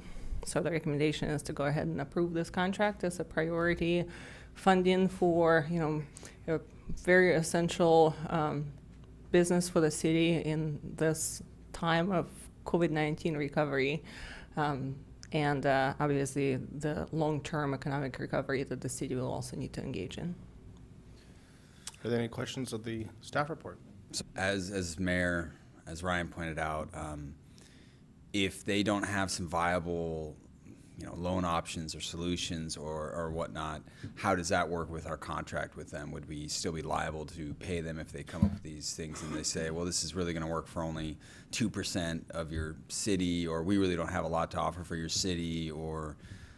Yeah, this is a retainer contract, so we are basically hiring them to be our contractor firm. We are becoming, what we get by entering into this contract is we become their service community. So when they talk about, having their portal and having their specific designation through the nonprofit to maybe be ahead of some of the other distributors of those PPP loans, those things apply to their client communities. So with this, we are becoming their client community, and looking to partner and work with them in the hopes that that helps us get the funding. If we don't get the federal funding, we obviously still get the expertise from the fact that they actually are a licensed lender, unlike the city. So we get all the expertise of underwriting and creating those programs rather than trying to come up with it in-house, which is really not our line of business. Is a client community a customer pool? It is a customer Okay, pool, thanks. yes. So it's just over $4,000 a month, I believe, to have this expertise. And so far they've been, like I said, they've already gotten engaged with us, even, jumped on the calls with the project on the Vets Hall, have made some initial remarks and recommendations on, it's going to be a multi-jurisdictional financing of this project goes forward. So there's quite a bit of financing expertise that's needed in reviewing project specs and whatnot. So we would get all of that service with this contract, in addition to the loan programs. So it's more of kind of your economic development support for businesses, grow businesses type of service. And that's what they do when, when it's not an emergency operations like we are in now. What they do is work with communities to do economic development and create programs and help businesses grow. So even as we come out of, whatever the economic consequences are of COVID-19, they could even then continue to work if the city is, happy with their services to. Yeah, I guess my develop concern is services. we've hired various organizations and people to do this sort of thing before, as organizational or on economic growth. I just want to make sure that we are that we have certain tasks that they're going to accomplish. That it's not just something that they just keep kind of. Right. Well, the different thing with this contract is it is a retainer. So for $4,000, it's either you are happy or not happy with their services. Obviously, this one commits you to 12 months of a retainer, but we are also in quite a bit of a need right now in terms of getting help with creating programs for Landing. And we know we have at least one project in the queue that they can be helpful with, and there may be more. We have hired, or in my time, there's been another econ development firm hired, and I think they have some overlapping type of expertise and some different expertise, but that contract is almost at an end, and we can definitely, talk going forward about how to move forward with economic development type of efforts on that side. But we have not hired before, and we do not have the internal expertise in landing services.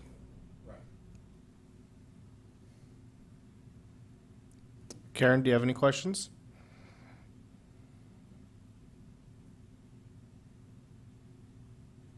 No, I don't have any questions. Pretty straightforward, thanks.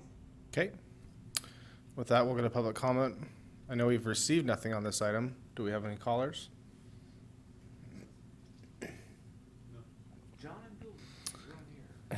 No callers? With that, we'll take it back to the council for discussion action. Would anyone like to start?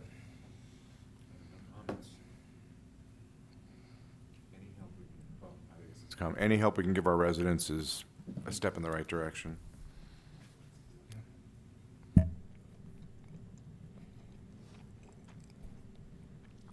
So This is pretty I would straightforward. echo, Daniel's comments earlier about specific task Mm-hmm. and making sure that we're really pointed in what we, Right. are looking for, and we're covered, especially as you engage in a 12-month commitment. That if we do recognize something that is of need and we want to get that done, then I don't want to then have another contract in front of me saying that another $5,000 a month or something like that for that. Right. So, I would just, encourage you right now to just look at the terms of their scope of services. And it's really, I think, probably page 272 is the one that's most telling and that you need to be looking at and, understanding what services you're paying for. It is somewhat broad, but there's points 1, 2, 3, and so the first one would be assistance with small businesses experiencing hardship during the COVID-19 crisis and available emergency small business administration, SBA products, including the Paycheck Protection Program, assistance on establishment of small businesses, loan programs to help businesses grow once the COVID-19 crisis is over, through either existing fund applications for new funding or providing leverage through NDC Grow America Fund, and assistance with COVID-19 funding for reimbursement of city costs. And if I could add, you guys, that also, there's a 30-day either party can cancel clause, so. Okay. Right, yes. Could we make that a 60-day? You're better off with a 30. I think it's a 30-day cancellation policy on it, right? Yep. Yeah, 30-day notice to cancel. Yeah, but my feeling is I don't know that we're going to know after 30 days if any. Oh, of you this don't is- have to cancel. It's any 30 days that you want. Oh, So if 90 days from now you don't like I was them, trying where he was going with No, that. you can notice at any the time first and 30. provide Oh, then notice let's- of 30 days. At any 30-day interval, yes, yes. That was your biggest concern, All of our contracts are written that way. perfect. except ours. Wow. We actually have a decent contract for a change, unlike previous councils. Just, There you go he again. can't help it. He has to do it.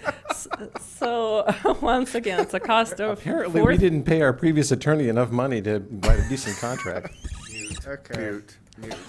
Okay, cost of just over $4,000, cancellation policy of 30 days. I'll make the motion that we accept staff's recommendation to engage in a contract with NDC. I'll second the motion.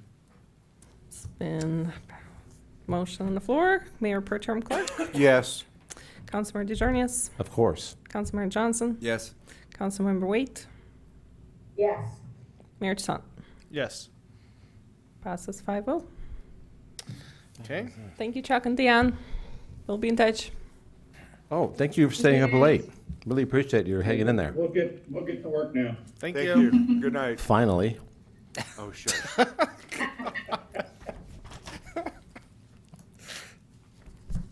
All right. I can't even keep a straight face now. All right. Well, when you're So dancing on in the to back of the room. item number 7, preliminary 2020, 22 through 22 financial plan forecast and policy recommendations. Staff report. Okay, let me just pull this up. What happened? Okay, so this item here is just kind of working towards, from the last time we discussed the budget, towards coming to you with a preliminary financial plan. So this is focused more on kind of a little bit more of a detailed forecast than what I showed last time. We are almost done with our proposed budget for including, all of the forecasts on existing staffing recommendations for the next year, including contract services, staffing, special projects, and capital improvement program. I think what's important to notice, once again, with this financial plan is that we are developing this in the, the time of COVID-19 and lots of uncertainty.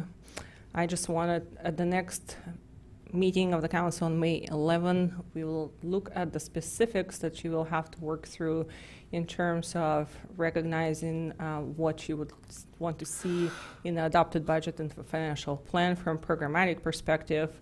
But some of the things to keep in mind is, of course, once again, the revenue and the expenditures and much of the unknown. I thought there was some good information coming from our sales tax consultant on, for example, the state budget, and as we talk about these reimbursements from the state, or when we don't qualify as a county for the CARES program, that gives us direct funding and goes through the state. What's the real likelihood of any of those type of funds to actually trickle down to the city? And so some of the interesting information was that the state estimates a potential drop in their current fiscal year of $35 billion. Their current general fund budget stands at only $147 billion.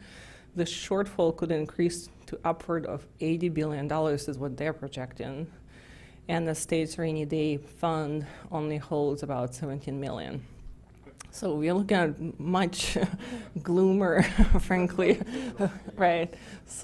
So reimbursement from the state is definitely, is questionable here, looking at this. And of course, the discussion is, will there, as you know, economic forecasts are kind of all over the place. Some people want to be more optimistic. Some people are being maybe more realistic in looking at, the impacts of 9/11 and then the Great Recession.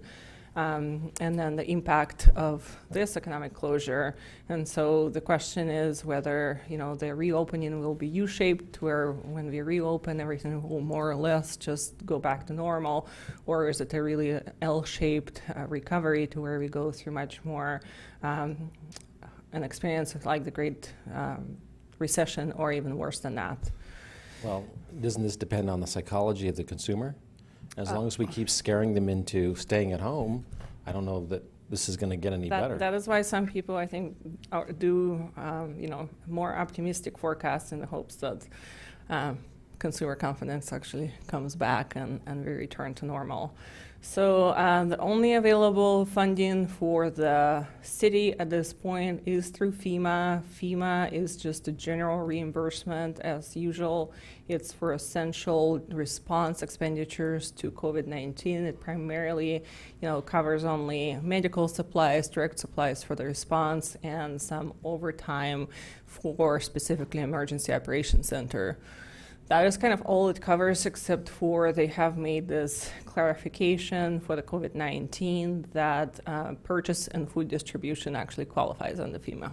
What about So- testing? Do we normally staff the EOC here in Solvang? We have an emergency manual, we have roles, responsibilities, Do we org charts. do we normally have staff in the EOC? If we were in an active type of emergency, like if there was a fire, yes, this room would be created into an EOC, and we have No, all I of the- was going if there was no staff there, so staff is usually 0, and now they've all been reassigned to the EOC. Is that all qualify as overtime? Only overtime, not your regular salary, no. Okay. So, yeah. So you want to keep Only them? overtime and only Keep 'em late. overtime. Keep them in the EOC and, Yeah. and bill it all to So them. after they do their 8 hours, they come over to the I'm just trying to EOC? move our personnel budget Well, into FEMA. into the FEMA EOC So, category. Unfortunately, FEMA is pretty limited in what they're Yeah, doing. we're not So- getting anything from any government. No, I agency. know. I'm being. What about That's kinda my testing? point. What about testing kits and diagnostic stuff? Are we going to get any help from that, from FEMA? Testing kits should be eligible, yes, for specific, regulations, responding to regulations, which. So that's an We'd have area- to buy those and then get reimbursed by FEMA. Yes. And there are Yeah, but Yes. this Yeah. goes to So, item and- number 1 of Newsom's new ideas. Apparently, we're supposed to have a bunch of testing, tracing, and tracking systems in place. How do we do that? Well, the store that has them is closed. Oh, yeah, that's right. Eventually, we'll. It's not It's essential. not essential. So Thank you for that clarification. Yeah.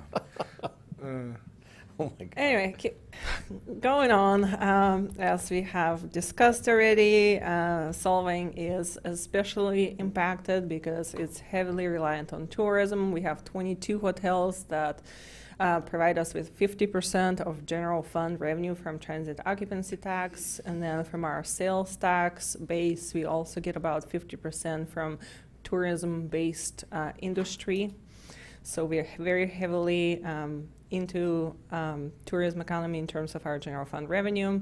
The city estimates direct loss in revenue of approximately $2 million in the current fiscal year from those two sources, and then also an estimated another $2 million in the next fiscal year as well. So you only see a loss of $2 million through June 30th.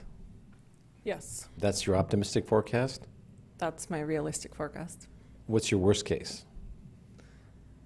There isn't much more revenue to lose. I mean, Well, that's your worst case. Yeah. Well, I mean, yeah, did you take into What consideration about like any- fees for Yeah, that's what I was services gonna say, that- or, Fees for or ser- additional expenses? Like even the microloan program is still $250,000. You know, it is cash out of the bank, and so you can't count on that. You know, so I look at those things as an expense, especially when a lot of these things are very high risk. You know, but we're doing everything we can, and then as we launch other programs, you know, relative to like this NDC thing earlier, or anything relative to, you know, food and stuff like that, I again see all those as costs because, I mean, just kind of like what a lot of businesses learn with the PPP program, you know, they told keep everyone on payroll, the PPP will take care of you. And then everyone exhausted the rest of their money out of their accounts and got no PPP money, and now they're in even more of a sorry situation. Are they going to now make the cities start, you know, expelling money, you know, that, FEMA will take care of you, and then, you know, there's no FEMA, you know, they're not going to take care of you tomorrow. So I don't count on seeing anything that we spend ever coming back. And I think Well, that's the right way my- to manage cash My flow. point to you was that apparently service charges are a significant source of income for the city. And it's like $750,000. And then there's a miscellaneous, this is in 2019, and there was another $120,000 under miscellaneous. So that's over $850,000 somewhere in that neighborhood. Are we going to see that decline? Well, it depends. I mean, I What would have page to is that pull up. sheet on again?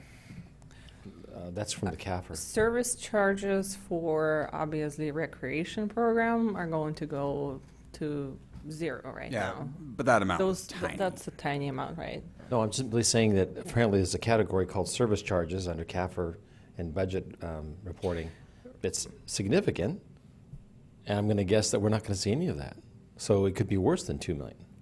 Well, but fees for services, if that's the area in the CAFR that you're, that also includes things like some Planning of and them are a lot of development. pass-through cost and or, run it that we don't even recover the cost that it really is, but it could be for planning type fees, which I would expect to go down, No. obviously during this time. Oh, I'm just suggesting 2 million is probably your best case scenario. 2.5 million is probably. Yeah, more I like- think there's more than, Yeah. But Sorry, once don't you mean add to in be so the pessimistic. the expense side, because you have to look at things from a cash perspective, not right now, not an accrual, and we can't write a check out of receivables. We can't write a check out of IOUs that Right. So, I mean, FEMA might pay. the way I had structured this report was based on budget or otherwise recognizable, revenues and expenditures. There's also the cash flow to it, which I kind of keep a list in this report as to what cash flows we already have. Obviously, there is much consideration on the cash flow going forward with the next financial plan development in terms of just cash going out the door and when is it going to come back. Now, the city holds multiple funds, so our overall cash is pretty healthy right now. I believe it's about $26 million. We can also do our own inter-fund borrowing and floating cash, but it is risky. And so we can definitely create another forecast on just not budgetary, but cash basis to show that risk. So you think that 2 million for 2020-21 is the best case scenario? Well, let's get into those. I think it's a moderate case scenario. It assumes that we don't have a secondary outbreak of COVID, we don't shut down again, and that at some point into the summer we begin to reopen. So if I can continue with this, we have This is bad.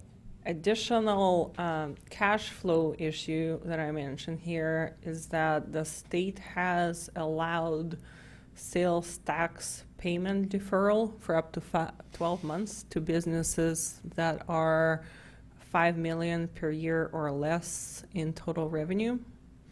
So most of our businesses actually do qualify for that. And so if they were to not submit their sales tax payments and hold off on those for 12 months, we are looking at about another 600,000 not being received over the next year.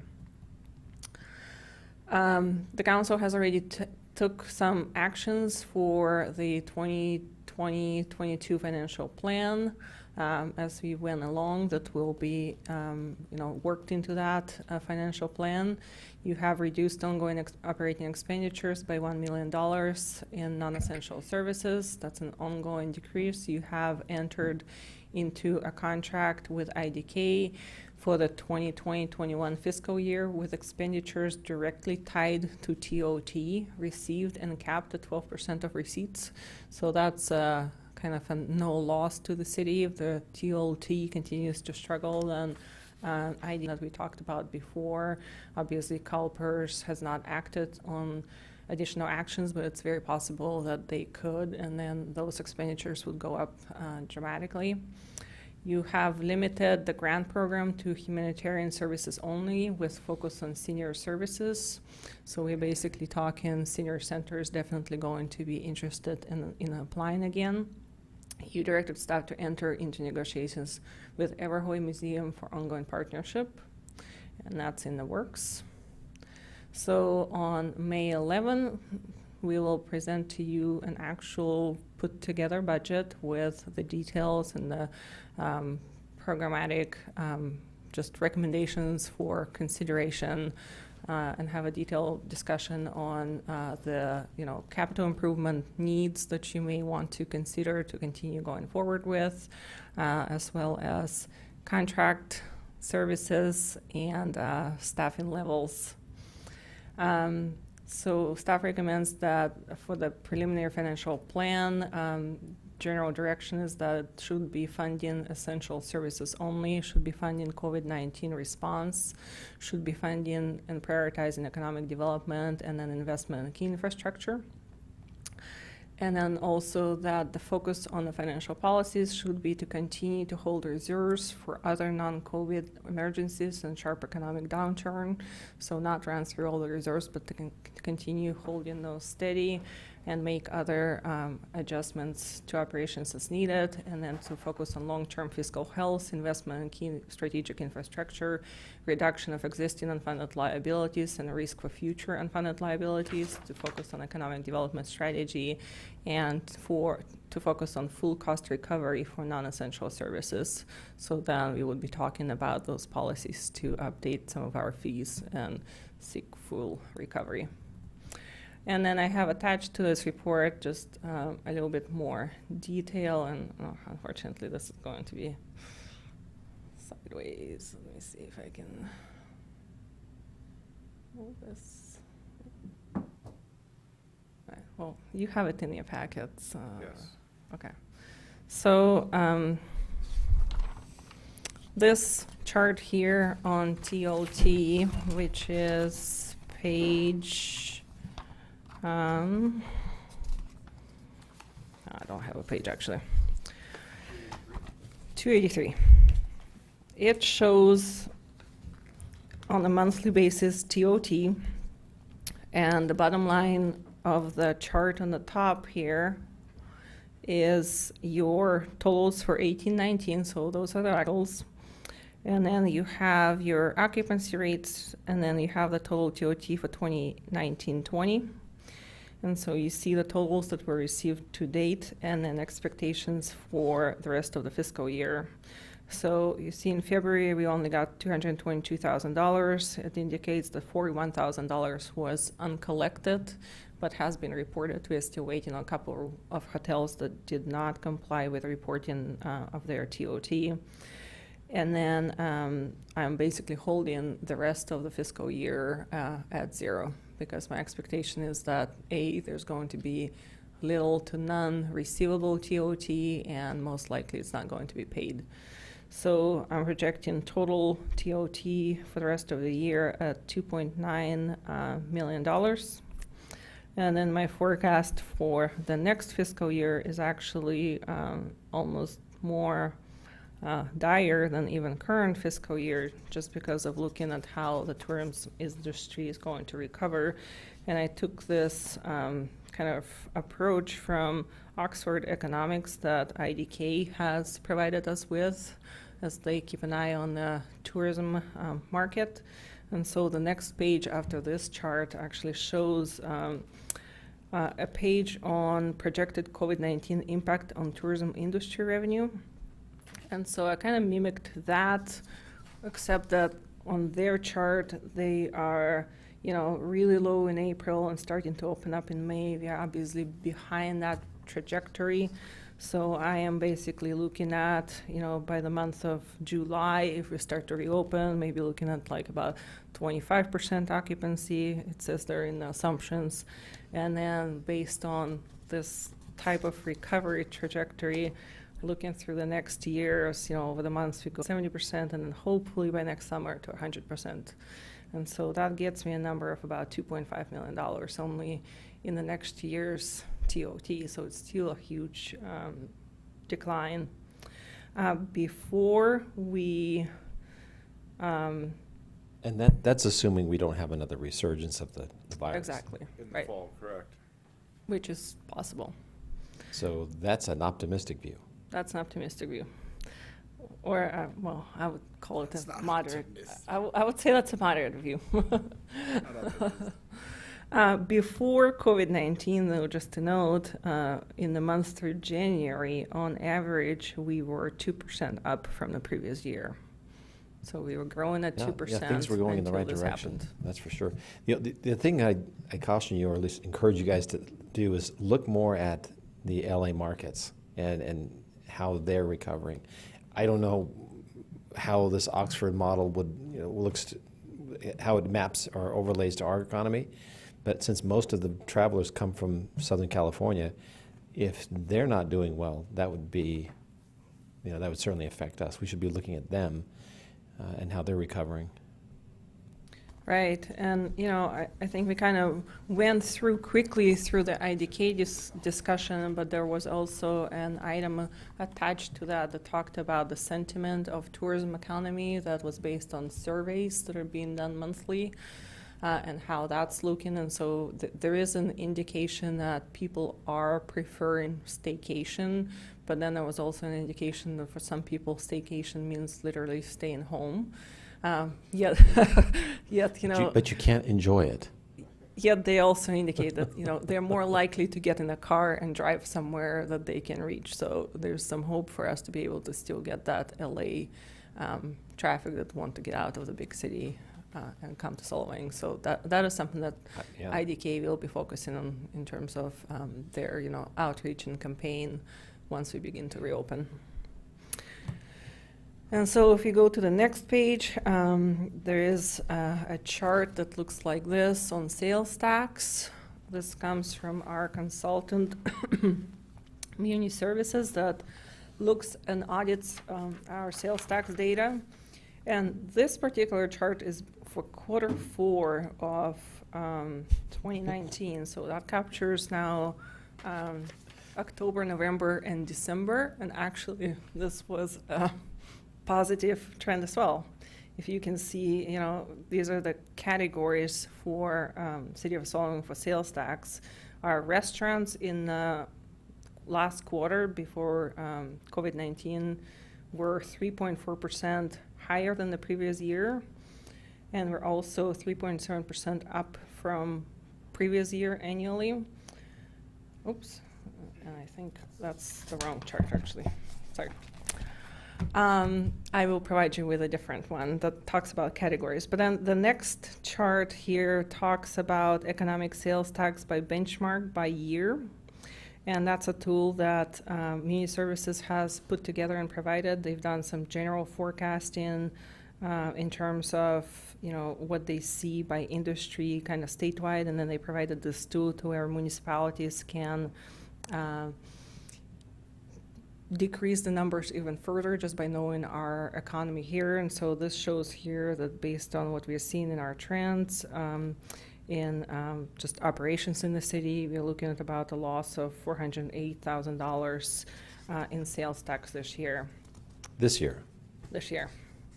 And then I'm going to fast forward to their forecast for sales tax for the general fund 19, and Muni Services is projecting a loss of minus 10% for the next fiscal year. So they're looking at a negative 10% over the next year.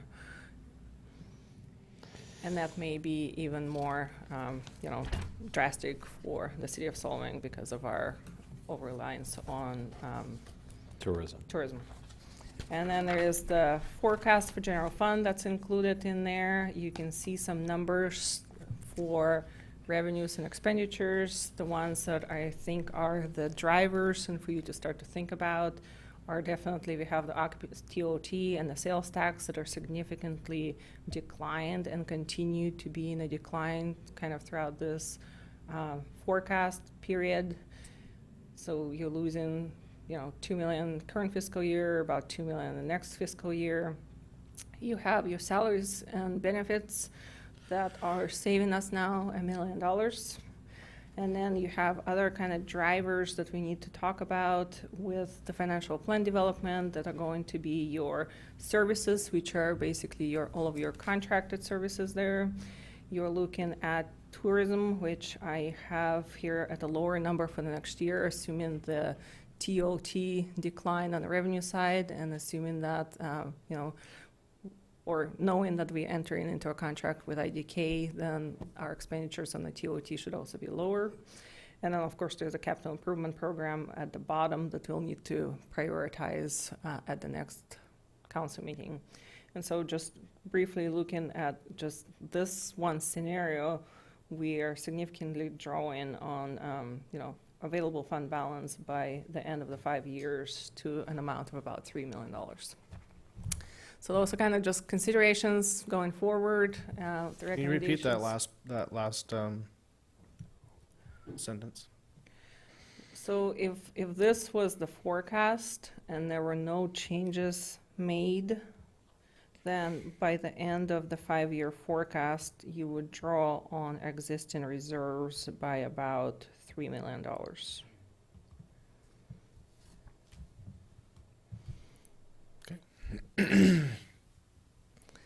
Are there any questions of the staff report? No. Karen?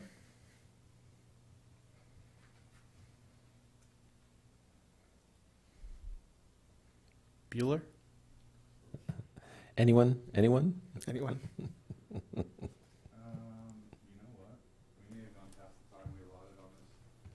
We have Oh, one? did it drop her? Are we out of time? Oh. No. You should always, so there is no actionable item here. It's just receive and file, unless you have any specific questions, desires, Is there, it's I hate things to you tell want you to this, see on the can you allowance. do yeah, because unfortunately, you're talking about an optimistic view. And if we do have another shutdown thanks to Newsom, we could lose another million or two. And then the question is, what do we do then? Let's give it, I agree with you. I said, let's give it a month. Let's see if we start to see some, just a little bit of light at the end of the tunnel and get a better feel for redoing our projections at that time. That's my. Well, we have another meeting. We're going to discuss the actual budget, and we can. That's why I was hoping to get some kind of a stress test on this before then. I guess I'll just do it You can just myself. make that assumption on your own. I mean, we're the city council, and we can make our own assumptions about how much worse it could No, get. the problem is that we're gonna have to cut deeper. Yeah. We might only have a wastewater treatment plant and water by the time we're. Yeah, we'll fire ourselves. We're done. Let's just- We're out of here. Hey, that's more payroll savings. That would bring everybody out to the streets. It's pretty small, but Well, I think the conversation is, there's so much unknown. I think the conversation around the budget is more focused on structural changes and how do you want to structure your revenue streams with your expenditures and what do you want to prioritize. And we'll talk about diversification. So in the did we get future. Karen back? She comes, if we can get a hold of her, it's the same meeting Okay. ID. So I'm gonna call her right now. Come right back in, it's all the same info. Bonk. Started it. This is abysmal. What? Hello?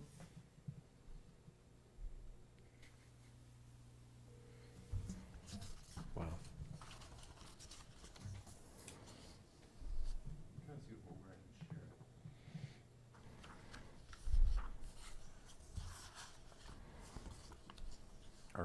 We're still on the air, correct? Yes, yeah, channel 23 is still on and Okay. everything, and you could just, the Zoom meeting I have to set a start and end time for, and I thought 11 PM would be safe, I would have thought that too. so I'll do midnight next time. That'd be, yeah. Why are services going up from an average of $990 million to 1.6 million? That's based on actuals. That's expenditures are going up that fast? That is our actuals for this year. What is this? What does it entail? I'm not looking at the expenditures. Contracts. Contracts, okay.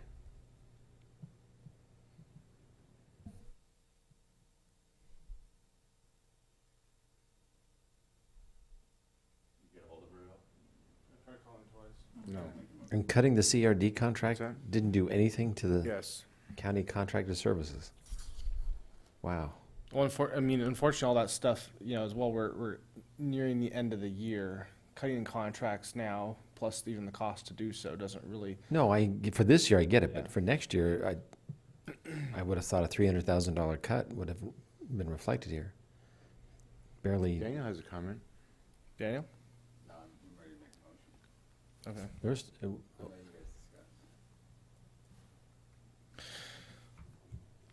a motion to do what?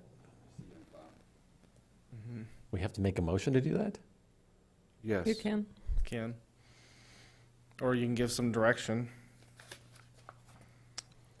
You're still, what is that? If there is anything specific that you would like to see with your, item on Well, I'd like to- budget discussion. Yeah, I mean, I'd like to look at the whole thing with CalPERS.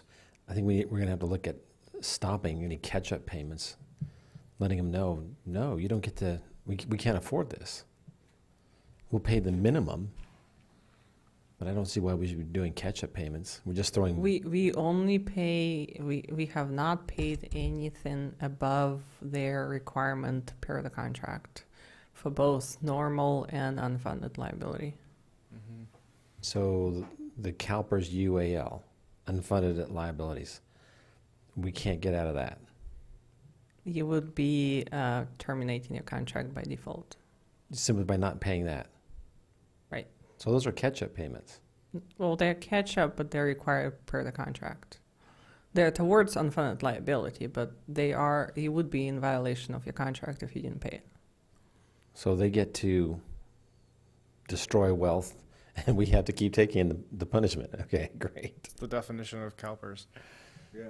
What a bunch of doofuses. Okay, make your You know, motion. one exercise that maybe, Chris could engage in is we could print out, send him the actuals for, you do line by line, Account by account? account by account, and do the actuals for this year, now that we're almost done with this year. Mhm. And then give him the preliminary, estimates for next year, and go line by line, like a zero-based kind of. Give me line item veto? And a coloring book with numbers. And you can have a coloring book, and you can come back in the next council meeting and talk about every account you wish to delete. I've got my highlighter. I agree. I've got a highlighter and a red pen. Cut every last bit of fat out of the budget. Fat. It's like asking an Be ox careful during with your the Ukraine definition of famine. fat. Oh goodness. We could cut the crayon budget down, We could cut the Yeah. staples down. We can cut the We're gonna copier. reuse staples. Okay. Make your motion, Daniel. Yeah. I think it's a good- I think We it's a have good idea. trucks. We have a whole, enough to start our own business over They here. sold for about $3,000 each, Well, so. Put that into the loan program. Yeah, we can put that in the loan program. No, CalPERS is a disaster. Anything else? That's it. Okay. No, I think it's doing a good job. It's Yeah, tough. thank you. It's tough to put together all that Yeah, stuff. thank you. It's depressing, but Awful has to be subject, done. but yeah, thank you. Okay, all right. wrap Motion? it up. Good. I'll make the motion that we receive and file, and And give Chris his Chris' assignment of assignment. reviewing on a more deep level the financial situation of Solvang. Could we make a motion that he stays You at know, home while he let does me get that? this straight. So you're being sadistic. Oh, stop. I'm making a You made a motion. motion, I second it. But actually, I like it because I'm So masochistic. motion Just bring it has on. been made and Give it to me. It's been moved. Give it It's to me. been moved and seconded. All right. Mayor Pro Tem Clark. Yes. Councilmember DeJarnius. Yes. Councilmember Johnson. Yes. Councilmember Waite is still not with us. He's we have a MIA. quorum. I Mayor tried calling her Toussaint. twice, and she still has not Mayor called back. Toussaint. Yes. Okay, passes 4-0. Okay, on to item number 8, AB 1234 report outs. I think as usual, there's no events happening that the city would pay for the council to go to, so I don't think there's anything there. No, I went to an SB CAG meeting, but that's it. You went to Nesby CAG meeting. What did they discuss there at a real high level? Real high level. They discussed cost of living increases and hiring on new employees. So during a time of crisis, they want to increase That's exactly right. pay. And it was voted down and to be revisited at a further date due to my opposing Yeah. such. I don't even know why they put that on the Spending. agenda. Why would you put that on the agenda to raise pay I would agree with you. when families are lining up to even eat? I expressed my problem with that, and they decided to push it to the next the next agenda. They were hoping you wouldn't show up at the next one? I think that's what they're hoping. Okay. Robert, Comments? any comments? The only comment I have, as long as it's still on the air, is that I know that I'm not an economist or a doctor. I'm just a guy who works in a lumberyard. But I represent the constituent. I represent the voters of Solvang, and I represent the residents of Solvang. And so I'm getting 9-1 saying, begging me to please open. That's where I'm coming from when I make the comments I do about getting the economy up and running. Not all at once, but I just want to go on the record as saying that. And I was picking wrong words earlier, but I represent people, and the people that are talking to me want the economy reopened. Chris? Well, I'm an economist, and I play one on TV. No kidding. But it is a dismal science, and unfortunately, everything that I read and see suggests it's going to be worse than you think. And we're going to have to figure out how to manage through this crisis. It's not going to end when Newsom says, okay, we can go back to work on May 30th. It'll continue to drag on through the summer, the best time of the year for tourism. We're not going to see those months. And I think, unfortunately, the families of Solvang and the community at large, they're going to suffer even more. So I hate to be cynical or pessimistic, but I think the worst is still ahead of us. We haven't even talked about the impact that a big market correction would have on the psychology of people, tourists. I think that's the biggest problem, and I want to make sure this real clear. The biggest problem is the fear. We have to defeat this notion that if you get the virus, if you get sick, you're going to die. That's just not the case. There's no science that suggests that you're going to die. I mean, 99% of the people who do get it recover. So the idea that we have to worry about dying, that's just an exaggeration. I'm not saying we shouldn't take this seriously. I just think that we need to get over this nonsense as fast as we can and reopen.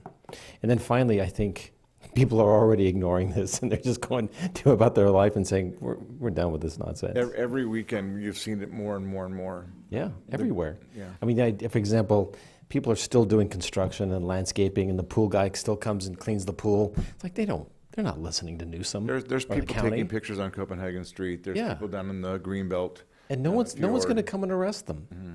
So I'm glad. I think that the American people are smarter than the politicians that we've elected. Okay. Keep up the good work, and we'll pull through it. Thank you.